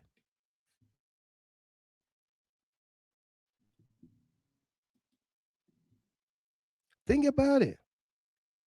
We got the word ever since that this government was a cartel rescue government. When the former LDA boss was fired, dismissed by Joseph Boakai for speaking the truth that this government, the cartel in this government, is from the executive mansion to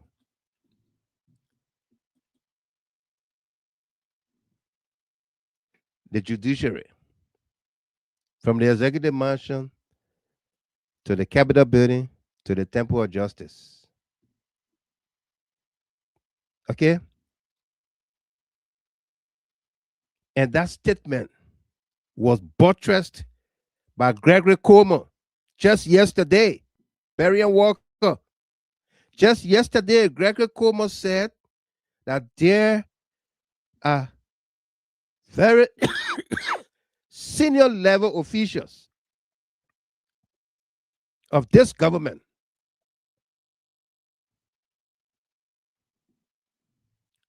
take a look, take a listen.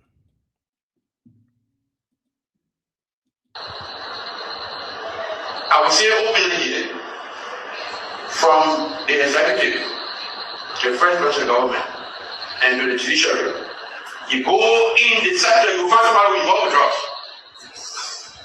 The reason simple. Drug is a lucrative business, so everybody want to get money. And the verified key player in this thing was definitely sanctioned as state actors at the very, very senior level of this government. I will say openly here, from the executive, the first person government, and to the judiciary, you go in the sector, you find somebody with involved drugs. The reason simple. Drug is a lucrative business, so everybody want to get money. And the verified key player in this thing was definitely sanctioned as state actors at the very, very senior level. I will say openly here, from the executive, the first person government, and to the judiciary, you go in the sector, you find somebody with involved drugs. The reason simple. Drug is a lucrative business, so everybody want to get money. And the verified key player in this thing was definitely sanctioned as state actors at the very, very senior level of this government, of the Republic of Liberia.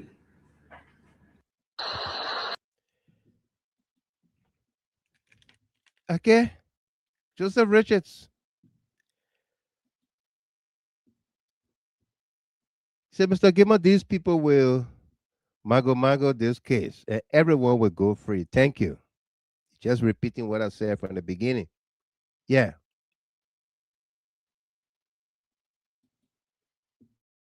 Amadou Kamara. Mr. Gilmer, yesterday the journalist asked the police IG what was in the box, and he got angry and put everybody outside. Thank you. I saw that clip. He said, when y'all went over there, you saw boxes there, but you could change the thing. The police station, that warehouse now, they get boxes. What's in those boxes? That jersey, that Lone Star jersey, or that police uniform, or what in those boxes? Just answer the question.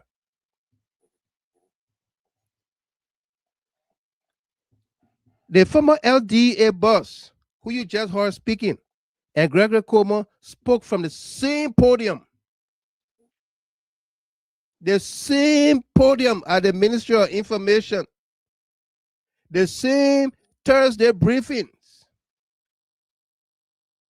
When he said that the executive mansion, the Capitol, the Temple of Justice, across the government were drug cartels. He got fired. Gregory Como went to that same place and said, we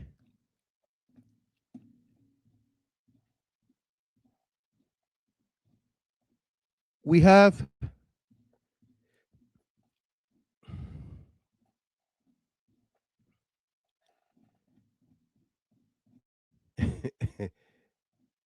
I won't get a quote direct. I don't want to. We have identified key players. This thing was definitely sanctioned by state actors at the very, very senior level of this government. So, why did Gregory Como make that statement?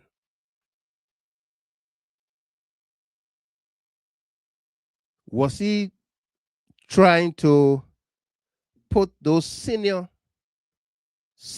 level actors in government on the defense, on alert, that you got to support me and my men? Give us the guarantee that people will be free, or else I will let them loose. They will talk what they know. Right now, we're managing the information. Listen to me. Richards, Nina, Could that be the situation? Big sister, says Mariah Nelson, let the children play. And then after 12, you probably now call it for the night. Philip Nangwe, Julie Z. Kennedy,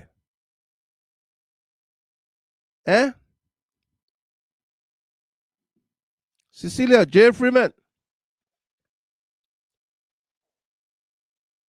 Did Gregory make that statement to put the senior level actors on defense, on notice, that he's being pressured by those guys who names will later on come out yesterday evening in that press statement, that they've been disrobed, sacked, suspended, charged, and all of that?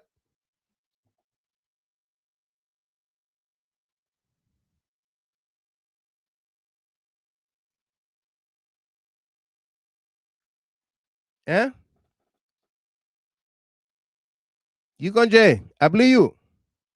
Welcome. Christopher Walter Togbasi, welcome. Keman Saki. Keman said, one thing I know, God will never let them go free. Parents are cry too much for their children and drugs. Yeah, absolutely. Eh?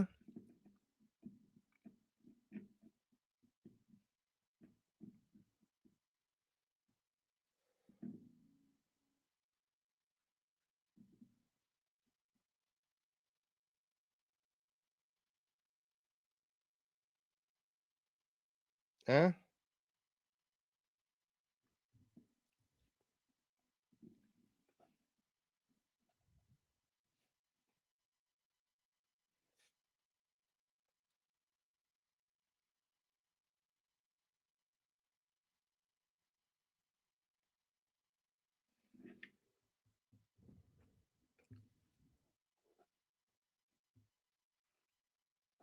James John Kekula Sumo.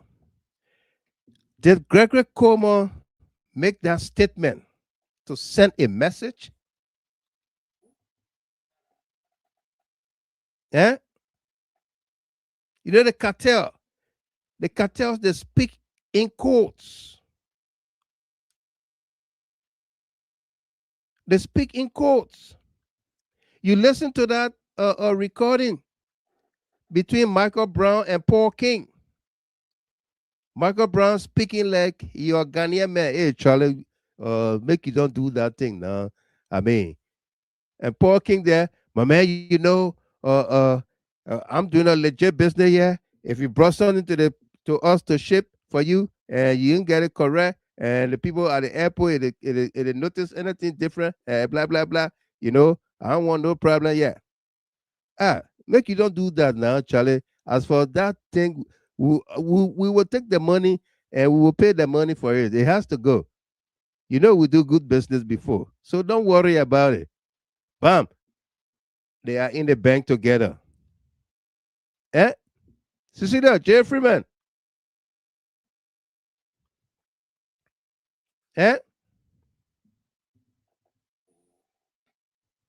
Yeah.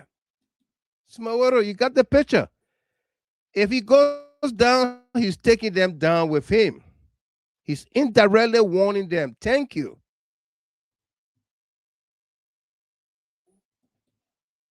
That's a warning in court.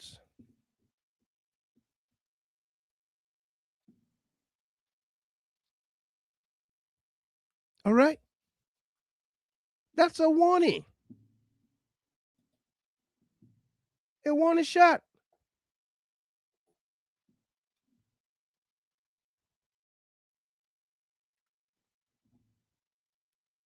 Okay?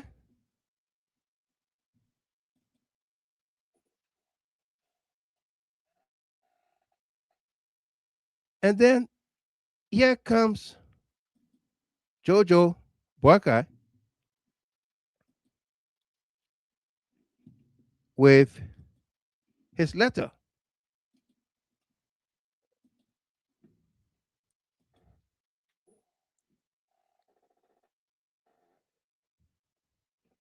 Here comes Jojo Boakai. Somebody tell Philip, are you guys hearing me? Please, Philip is saying that no sound. Are you guys hearing me?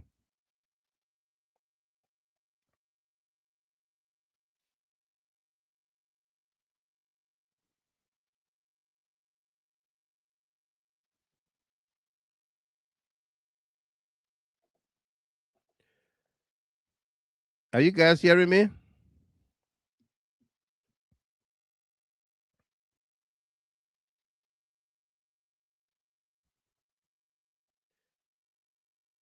Are you guys hearing me?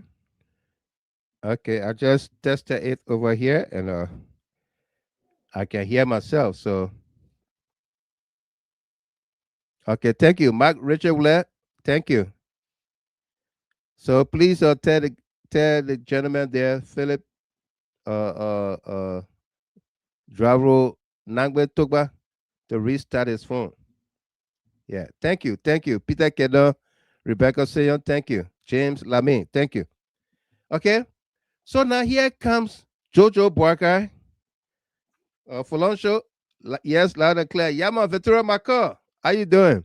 Welcome. Good to see you. Kev Dukle, welcome. And Archie Tapper, yes, I'm hearing you loud and clear. Thank you.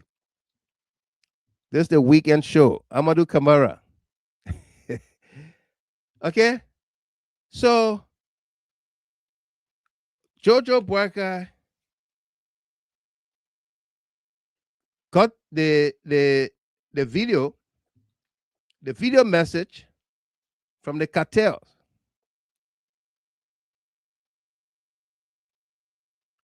He got the video message from the cartels and he responded to them. Jawala Plua, Dorita Desayu, Ruth Newe, Joe Richards. Yo, thank you very much. Peter Tabla. How's the morning, Iowa, my man? Welcome. Okay, people said that video was AI. Then they say they're not AI, a real, but a propaganda. The propaganda by the opposition. No, the propaganda by the CDC. Ballon Smith, welcome. Yeah. Melton, Julius, His Loving Highness, welcome. But he got a text message. He responded to the text message. Stanton got behind him, said, my man, you got to say something, you got to do something, you got to clear your name. And he came out with a long statement.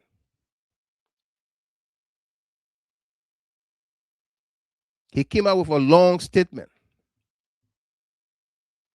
But the question remains, why Jojo Boakai?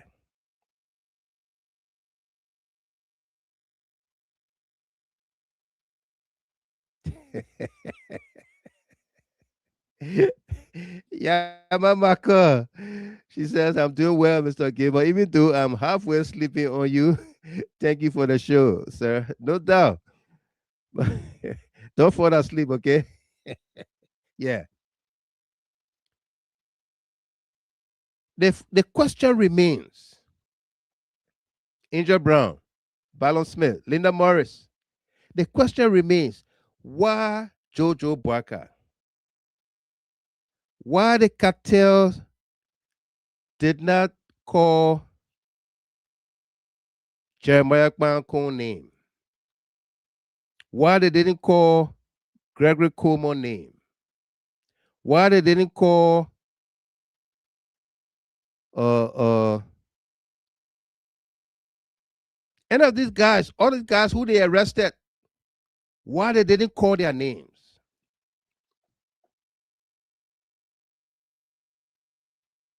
Why the cartel did not call Nathaniel McGill's name?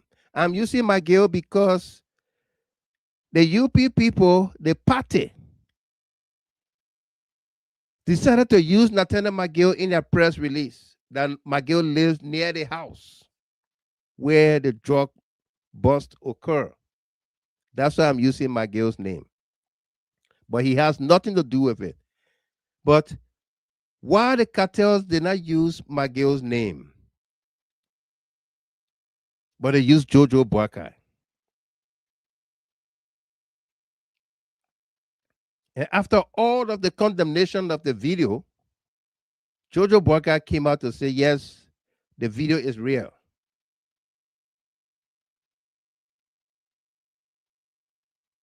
And he responded to them and wrote a long piece. And we're going to read that piece here for you tonight.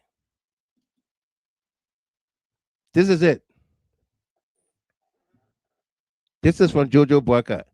My fellow Liberians, good morning.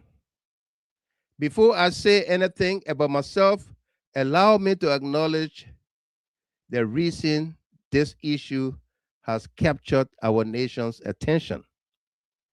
Liberia is confronting one of the greatest challenges facing our generation and every Liberian, regardless of political affiliation or social standing, should want those responsible for the presence of drugs in this country to be identified, prosecuted, and brought to justice. This fight is bigger than politics, and it is bigger than personalities. I therefore want to encourage the men and women of our security institutions who continue to work under difficult circumstances to stand firm and fearless in this fight. Normally, I would not make a public statement concerning rumors or speculation about myself. Over the past 3 years, I have deliberately chosen not to respond to the many allegations, accusations, and false narratives that have circulated about me. I have believed that responding to every rumor will only distract me from my family, my businesses, and my own responsibilities. More importantly, I have never wanted to become a distraction to the work of this government or to the important work of our institutions. However, because my name has now become part of a matter of significant national concern, I believe I owe the Liberian people a truthful account. This will most likely be the first and only time I publicly address these allegations. As I stated, for the last 3 years, I have been accused of being involved in virtually every major business transactions and government decision imaginable.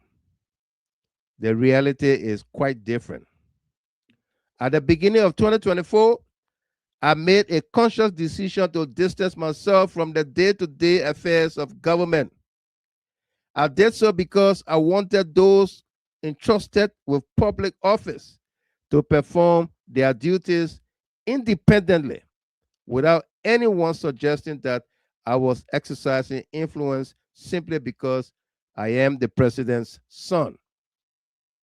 I have never held myself out as a government official. I neither make government decisions nor direct government institutions. My relationship to the presidency is one of family, not constitutional authority. Many people can attest to the fact that I have remained true to that commitment. Even at the Liberia Maritime Authority, where I previously worked, I visited only once after the elections simply to appreciate the staff who have worked alongside me. Since then, I have deliberately stayed away and allowed the institution's leadership to perform its responsibilities independently. Unfortunately, my decision to remain outside government has not prevented speculation. Instead, my name has repeatedly been linked to institutions, contracts, and decisions with which I've had absolutely no involvement. I have chosen silence because I believe that silence was the more responsible course. Today, however, the seriousness of the allegations requires me to speak.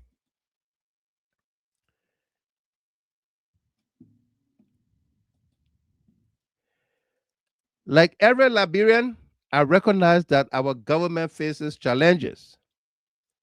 Every administration does.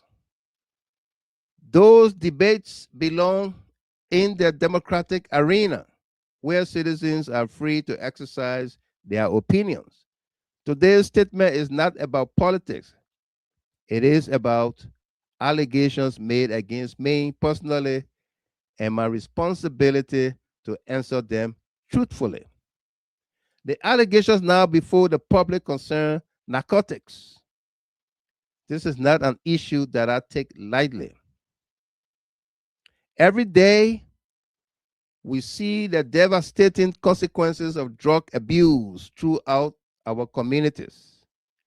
We see young people whose hopes have been replaced by addiction. We see families struggling to save sons and daughters from a circle that destroys lives and robs our nation of its future. Anyone who profits from that destruction commits an unforgivable offense against Liberia.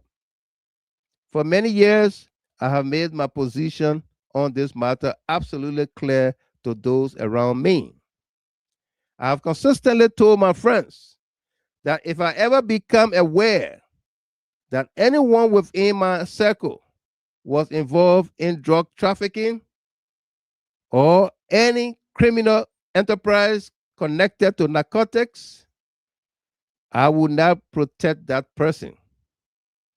On the contrary, I will voluntarily provide whatever information I possess to the Drug Enforcement Agency and the Liberia National Police. No friendship, no business opportunity, no family connection, and no personal relationship is more important than Liberia's future. That has always been my position, and it remains my position today. I want to read that paragraph for you one more time.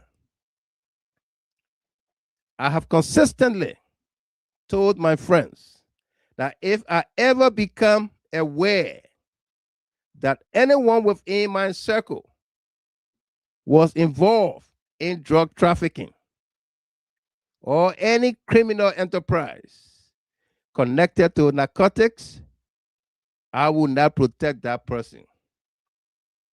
On the contrary, I will voluntarily provide whatever information I possess to the Drug Enforcement Agency and the Liberia National Police. No friendship, no business opportunity, no family connection, and no personal relationship is more important than Liberia's future. That has always been my position, and it remains my position today. The events that brought us here began only a few days ago. A few mornings ago, I discovered that while I had been asleep at almost 3 a.m., a WhatsApp message had been sent to my phone from a number identified as originating from Colombia. The message accused me of involvement in narcotics trafficking and contained threats directed at me. When I read the message, I was at first amused and immediately believed it to be a foolish attempt to manufacture a false connection between myself and criminal activity. I responded by expressing just that, and after responding, I blocked the number, took a screenshot, and shared the images with both the Liberia National Police and the National Security Agency. The following day, a video appeared online displaying my WhatsApp profile picture, my telephone number, and a threatening message that had been sent to me. What immediately stood out was what had been deliberately omitted. The creators of the video chose not to include my response to the message, and they chose not to show that I rejected the allegations. These omissions fundamentally altered the impression the video sought to create. As I watched the video more carefully, I recognized another individual whose photograph appeared alongside mine. I at once informed the Director General of the Liberia National Security Agency that I knew the individual and explained the circumstances under which we had met. The individual was Mr. Ibrahim Toure. I first met Mr. Toure earlier this year through a mutual acquaintance, Mr. Habib Sharif, a young man who had returned to Liberia from the United States and, like many young Liberians, was exploring legitimate business opportunities. Through him, I was introduced to Mr. Toure, and our discussions centered on sports development and a proposed visit to the Real Madrid Foundation. From the outset, I made one thing clear. I was not a government official and therefore could not represent the government of Liberia or make commitments on its behalf. For that reason, I suggested that the appropriate government officials take part in any official discussions. Hence, the visit along with the Minister of Youth and Sports and Liberian Ambassador to France. 3 meetings subsequently took place with representatives of the Real Madrid Foundation and with companies involved in medical technology and telemedicine that expressed interest in exploring opportunities to support healthcare delivery in Liberia. Following those meetings, everyone returned to their respective destinations, and I continued with my own travel. Later, upon my return to Liberia in May, there were discussions regarding possible private commercial ventures involving hospitality and food services. These were ordinary business conversations, nothing more, and nothing was consummated up to date. At no point did Mr. Toure ask me to facilitate anything illegal. At no point did he ask me to use my family name or any perceived influence to obtain favors from the government. The same is true of Mr. Habib Sharif. Similarly, my friendship with Mr. Mark Kuya has also become the subject of a public speculation. Mark has been my friend and a friend to so many others for years, and he is no stranger to this society of individuals or individuals from all sides of the political spectrum. And in all those years, I have never been given a reason to perceive him to be anything but law-abiding. But friendship is not immunity from the law. If any friend of mine, are you guys following? Emma Dahlia, Jen Maboro. If any friend of mine found to have violated the laws of this republic, that person must answer before the law, like every other citizen. I will never interfere with that process. But likewise, I will never falsely accuse someone simply to satisfy public opinion. Justice requires evidence.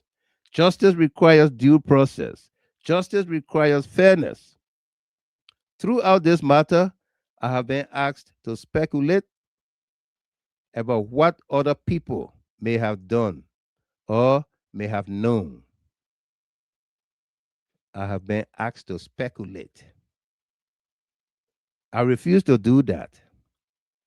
I will not invent stories. I will not make accusations I cannot support with evidence. I will only tell the truth as I know it. And that truth is simple. I have never participated in discussions involving narcotics trafficking. I have never facilitated illegal drug activity. I have never accepted money in exchange for influence. I have never used my relationship to the presidency to shield anyone from accountability. Those are not carefully rehearsed statements. They are simply the truth. I also want to make something else abundantly clear. I welcome a full, impartial, and thorough investigation. If the Liberia National Police, the Drug Enforcement Agency, the National Security Agency, or any competent authority requires my cooperation, they will have it fully. I have nothing to hide. If this movement accomplishes anything, I hope it strengthens, not weakens, the determination of our security institutions to dismantle every network responsible for bringing narcotics into Liberia, regardless of who is involved. That is the objective that should unite us all. Before I conclude, let me say this. I understand that public trust is earned. I understand that because I am the president's son, my conduct will always receive greater scrutiny. I accept that responsibility. What I respectfully ask is that scrutiny be guided by facts rather than assumptions, by evidence rather than speculation, and by truth rather than rumor. If anyone believes they possess credible evidence that I have committed any crime, I urge them to present that evidence to the appropriate authorities so that it bears consequence, not to social media. Let the institutions of our republic determine the facts. That is how justice is done. That is how the rule of law is perceived, preserved. And as for me, I will continue living my life openly and honestly. I will continue pursuing legitimate business opportunities. I will continue supporting initiatives that create hope and opportunity for young Liberians. I will continue respecting the institutions of this republic. And I will continue believing that no one, not even the son of a president, is above the law. Finally, let me speak directly to the young people of Liberia. Your future is worth protecting. The fight against narcotics is not the responsibility of government alone. It belongs to every family, every community, every religious institution, every educator, and every citizen. Let us stand together in that fight. Let us reject those who profit from destroying our youth. Let us protect our security institutions as they pursue those responsible. History has taught us that rumors come and go, but truth endures. My confidence has never been in public opinion. It has always been in the truth. I have spoken today because I respect the Liberian people and because I believe they deserve to hear directly from me. Having done so, I now retain this matter to the institutions entrusted with finding the facts and administering justice. I ask only that they be allowed to do their work without fear, without favor, and without political influence. May God bless each of you. May God bless our security institutions as they continue their work, their important work. And may God continue to bless the Republic of Liberia. Thank you and good morning. Joseph M. BOAKAI Jr. And with his telephone number there. Okay? That was the write-up by the man Joseph Boakai Jr. Okay? That was his write-up. Did he clear his name? Or he left so many questions to be answered?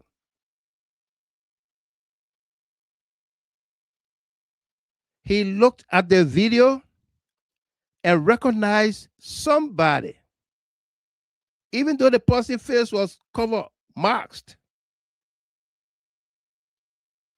But he recognized the person.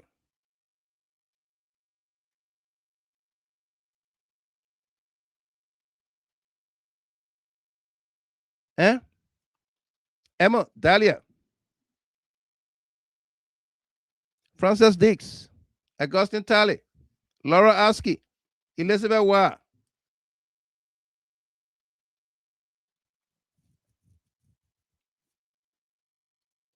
You saw the video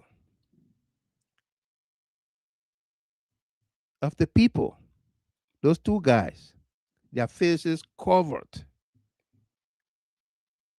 But Jojo Boakai was able to recognize one of them. Yeah, John Wilkes, welcome. How you doing, my man? Jojo Boakai was able to recognize one of them.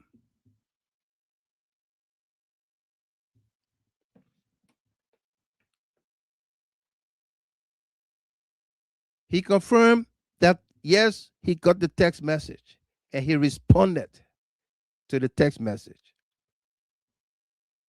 He recognized the guy. He and the guy traveled together with the youth and sports minister, and they wanted to do telemedicine, but he did not take the health minister. He did not take the director or administrator at JFK. He didn't take any medical practitioner. He took the youth and sports minister.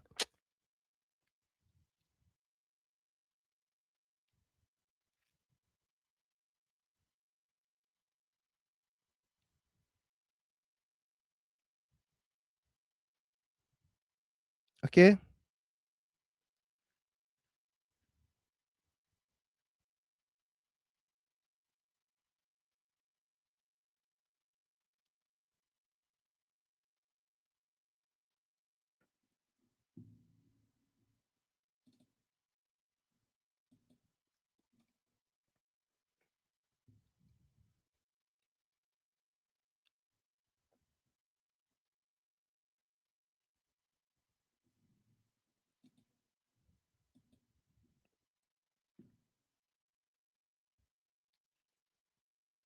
Okay?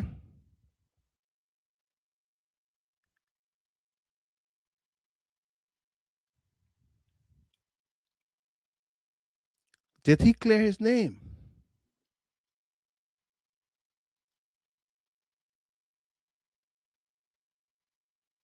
I've always told my friends, don't do narcotics. If you did, don't come to me for help. When did he tell his friends that?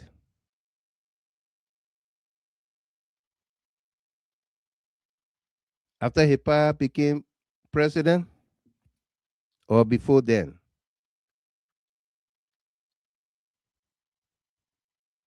How did he know that his friends would have indulged in narcotics? To forewarn them. You know how we say? We were warned not to vote Joseph Boakai. If we did, that bro would suffer. Eh? The man of God. He forewarned us. So Jojo forewarned his friends, his colleagues, not to indulge in drugs.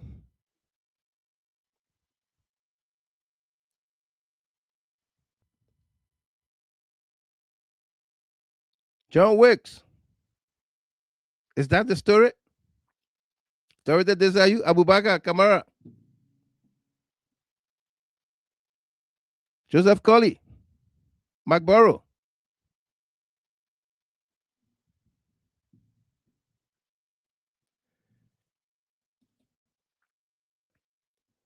Jen Maboro said, and added knows the dealer. Yeah.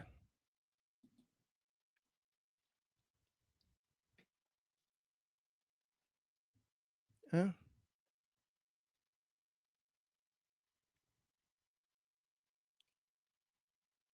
So with all these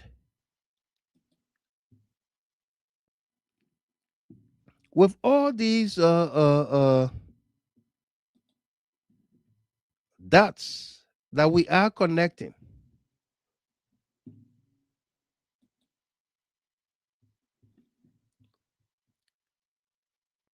for someone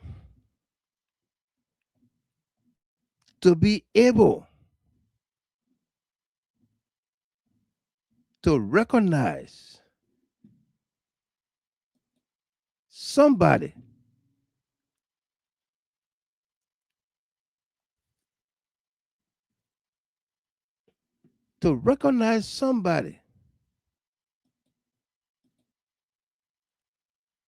in this video.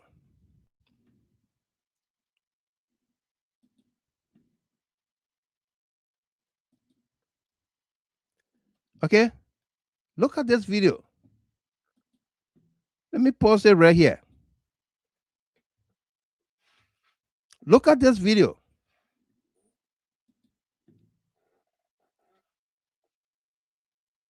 Look at this video.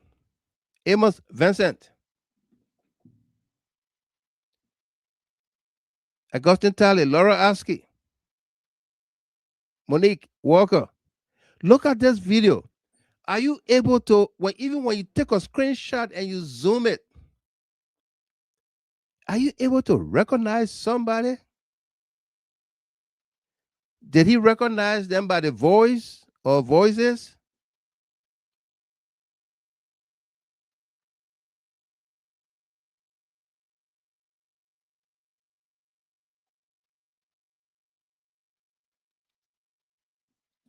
Eh? How did Jojo, how was he able to recognize one of the persons in this video? How was he able to recognize one of the persons in this video?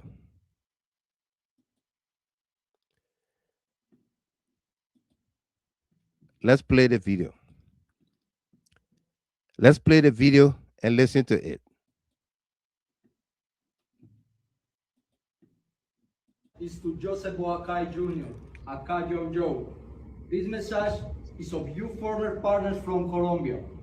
You dirty motherfucker, after how many times we worked together, you have decided now to steal from us after all these years.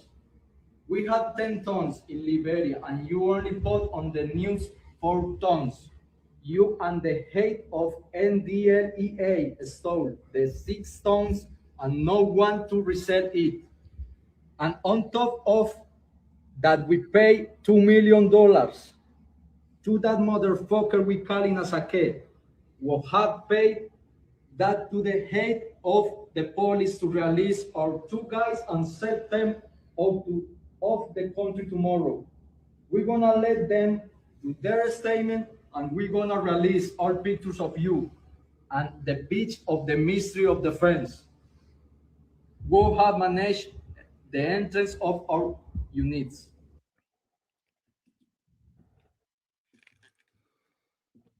Okay. Mr. Kier, Stephen Kier, says, I rather don't know him, but birds of the same feathers flock together. With all of the photographs he has taken with those drug cartels, created suspicions on the minds of even a blind person.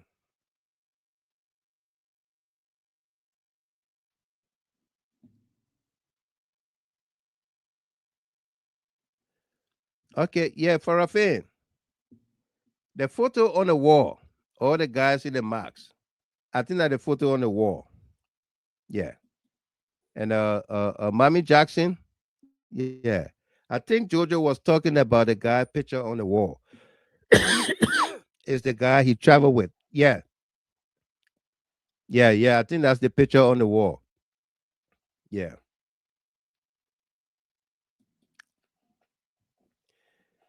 Dorothy, this you listen to too many things then. They get ear too. Wow. You get you get yeah plenty things there, man.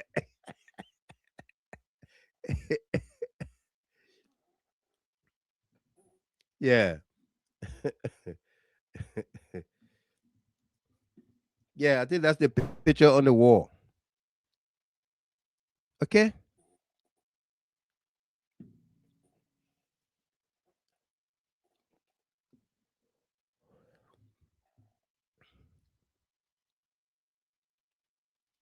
But even at that, with that picture on the wall,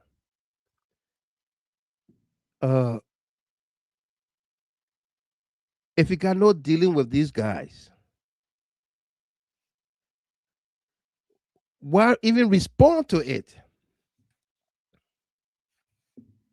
Why respond to it?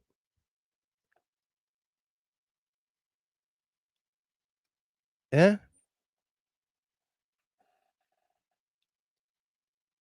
And the guy, in that picture on the wall, I think he's one of the people connected.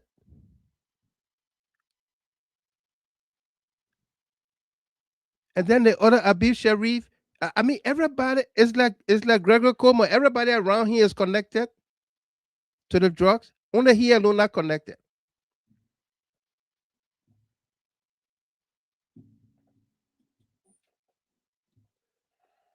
Okay, everybody around Gregory Como is connected to the drugs. Only he alone not connected.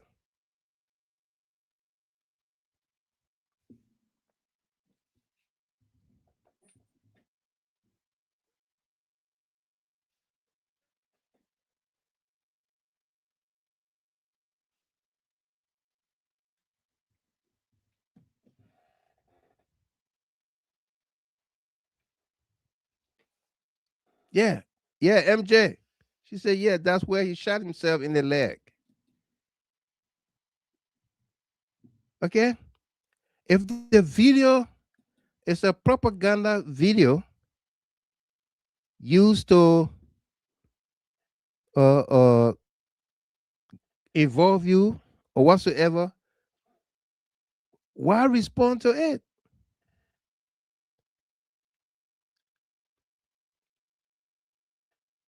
Even the text message on WhatsApp, you woke up 3 o'clock in the morning and saw a message on your phone. 3 o'clock in the morning.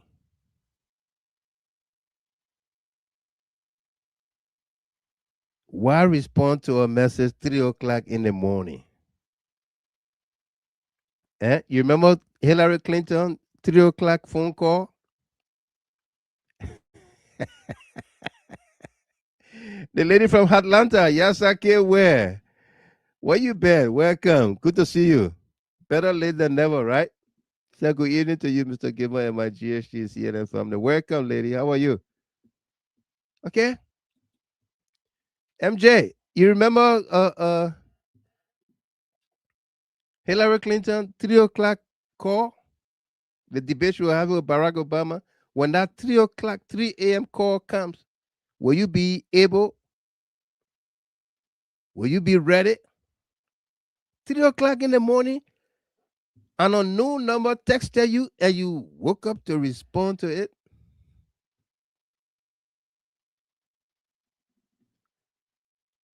Eh?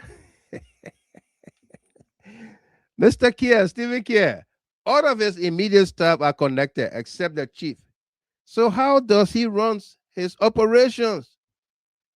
Yeah, because somebody order your deputy, who is the chief of patrol, highway patrol, somebody order him to go escort a cocaine truck, and he took 2 police vehicles with him. Then the chief of investigation is connected. He's gone from the office. The other person gone. The other person gone. So who you working with? Huh? How are you not aware? Who gave that order to Weather Quabo to escort the drugs? Who gave the order? Yes, sir. Yes, sir. You came late, so you got to answer most of the question.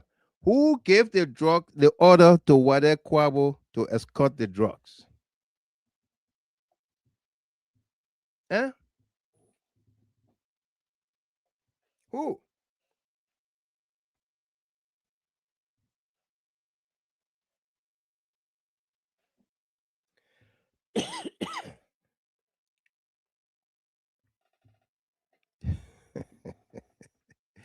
Jerry Akwe, welcome. Welcome, Jerry. And yes, I said the RG. Thank you. Because it is not somebody under Wade Kwabo, who was the highway chief of patrol, will give him an order. It will be somebody above him, either the IG or one who is 100 or 101 or so, somebody higher.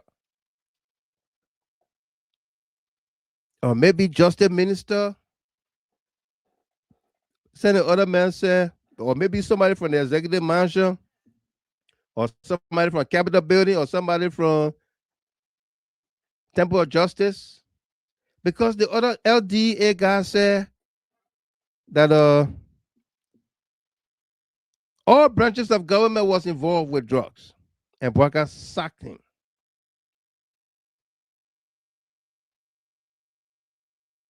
Johnny Dean said to the NSA director and other people, the joint security, said he received $10,000 from the lady, and Gregory Como took $8,000.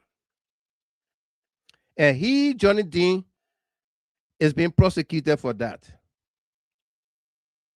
And Gregory Como that took 8,000, the lion's share, 8 lions he took. Nothing is happening to him. Eh? Favor L. Morris. Nobody's stupid here, Mr. Gilmore. Absolutely. Yeah. Nobody's stupid here. Okay? So all that announcement Joseph Boakai made, that people celebrating, they hailing him, they praising him,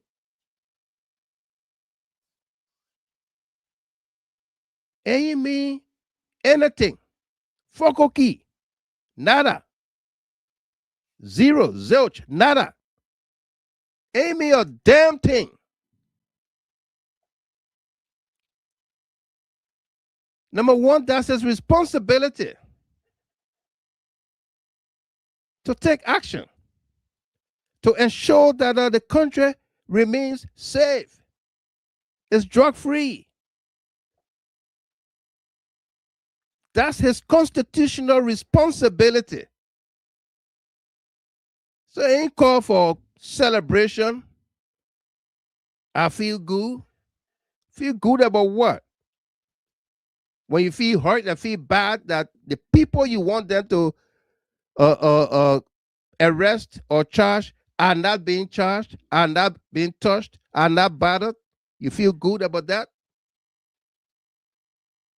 Wait some more. Tomorrow something will happen. Every day tomorrow. Every day tomorrow. Tomorrow can reach.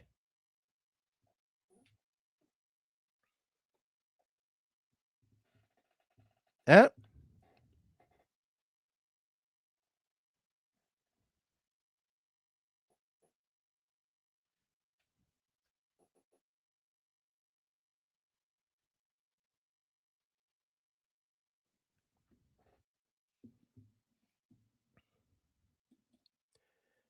Mr. Kier, to me, it's like sending everybody out on those beats. But we're advised that when you are caught, you are on your own kind of operation. Yeah, it may be, but I don't think that's the case, Pops. These guys knew what they were doing to order the patrol chief to go and escort a drug truck. And he went with 2 police vehicles, one in front, one behind, to give it coverage and protection. Ain't nobody gonna be caught. I learned that the truck even stopped to take gas at the gas station. Okay? The truck stopped to take gas.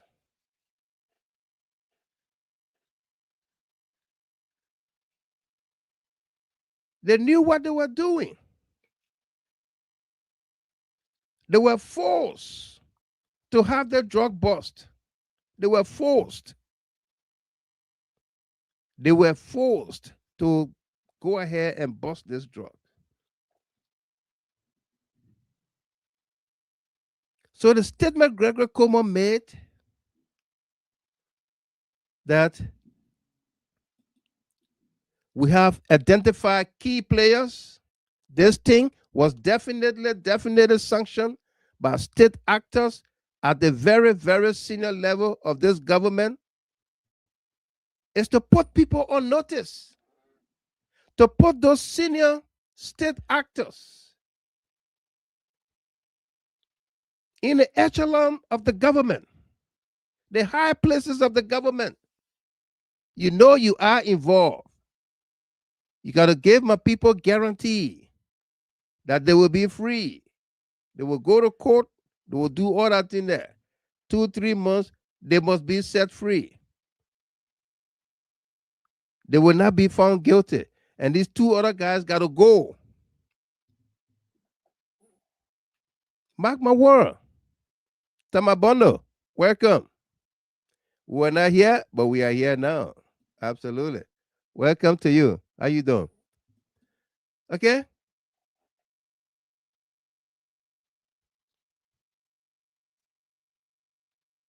All these guys gonna go. They're gonna walk. They're gonna walk free. Yeah.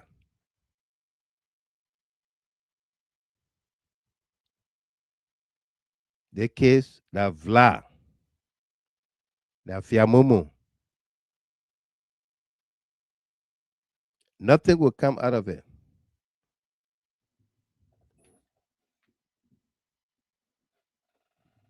Ambrusa, welcome. Okay? Peter Tabler, Augustine Talley, Francis Dix, Jan Maboro, Laura Askey.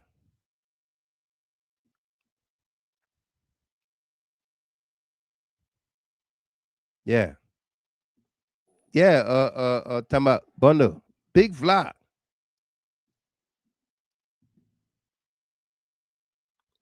Yeah. That Vla. Slawian, Blapo. The opposition needs to organize a protest, demand answers from the government, especially the CDC. Why are we giving these criminals free ride? Why? Why? Why are we giving them free ride? Yeah.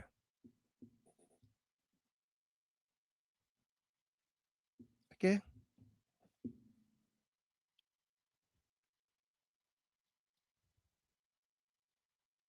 So BOAKAI is not ready. It's not serious to fight these drugs. The war on drugs. It's not one that BOAKAI is seriously fighting. BOAKAI is now protecting his legacy, if there is any. Okay? The crime of Johnny Dean is just the same as Gregory Como.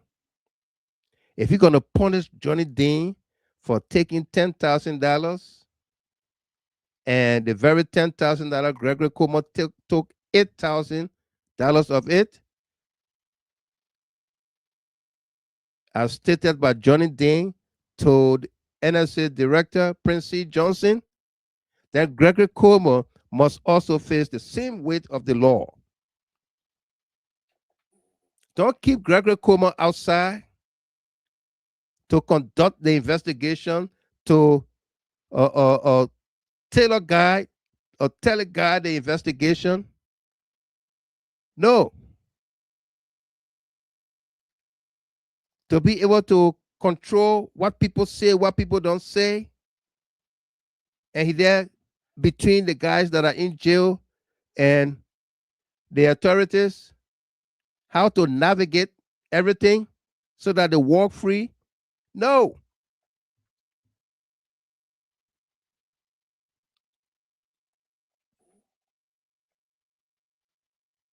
Yeah. Ishmael Habib Rahim, welcome. How you doing? Well, we got time for one or two calls.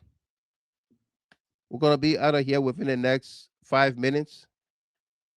One or two calls. If you want to call to speak on anything we talk about here tonight, you have an opportunity to call us here at 313-957-9702, direct and WhatsApp.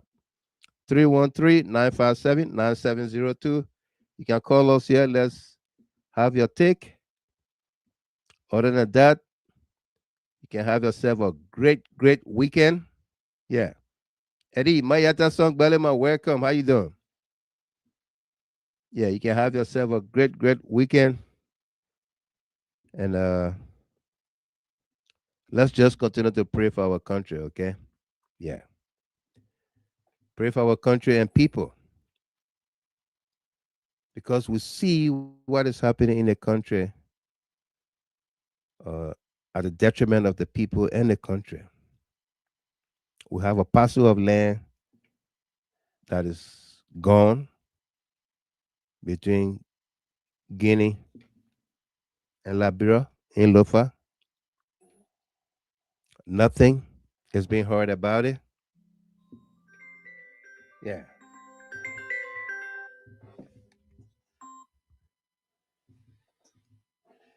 Let's begin with our big sis, our Oma. Let the children play. Yes, Oma, sir, Mr. Gilmore. Yes, sir, Mr. Gilmore. welcome. Thank you, Mr. Gilmore. Yeah. Thank you. Happy We first want to birthday say- to you. Happy birthday to you. Happy birthday to you, dear B sister. Happy Oh, 74th to you. oh, Pepe. yay. Thank you, Mr. Gilmore. Yeah.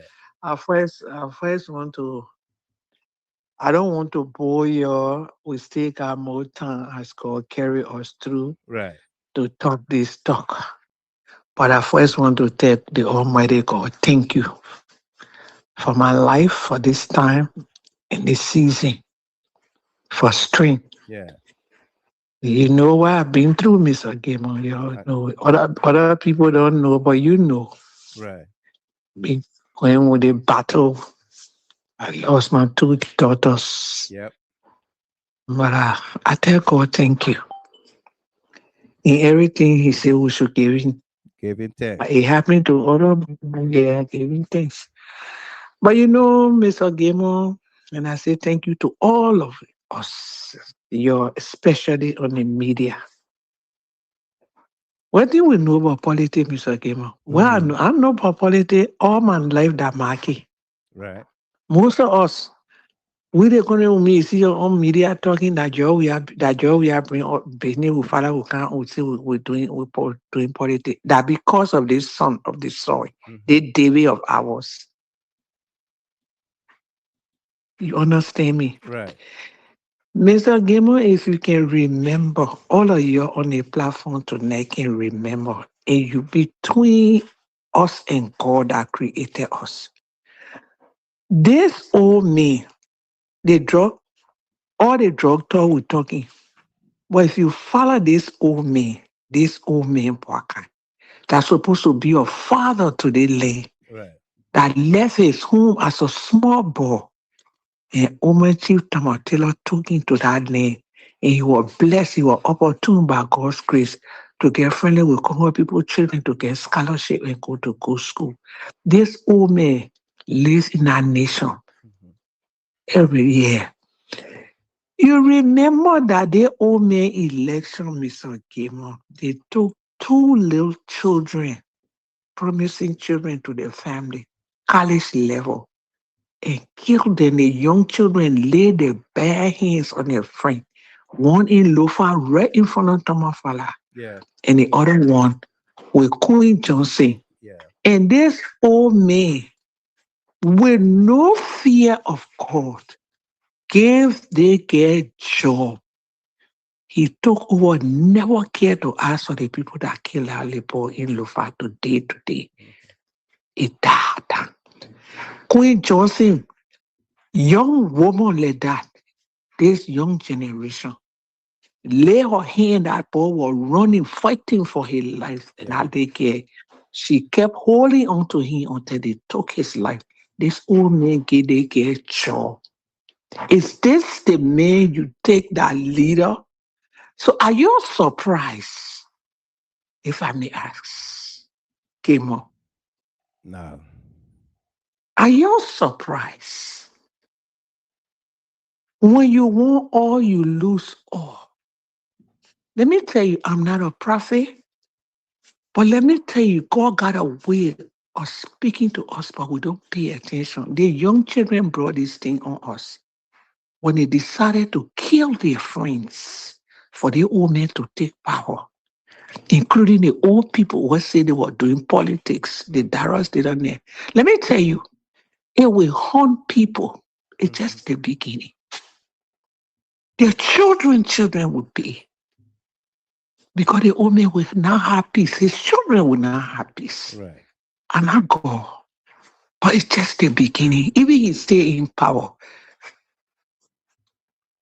When a wicked leader rule, the nation suffer.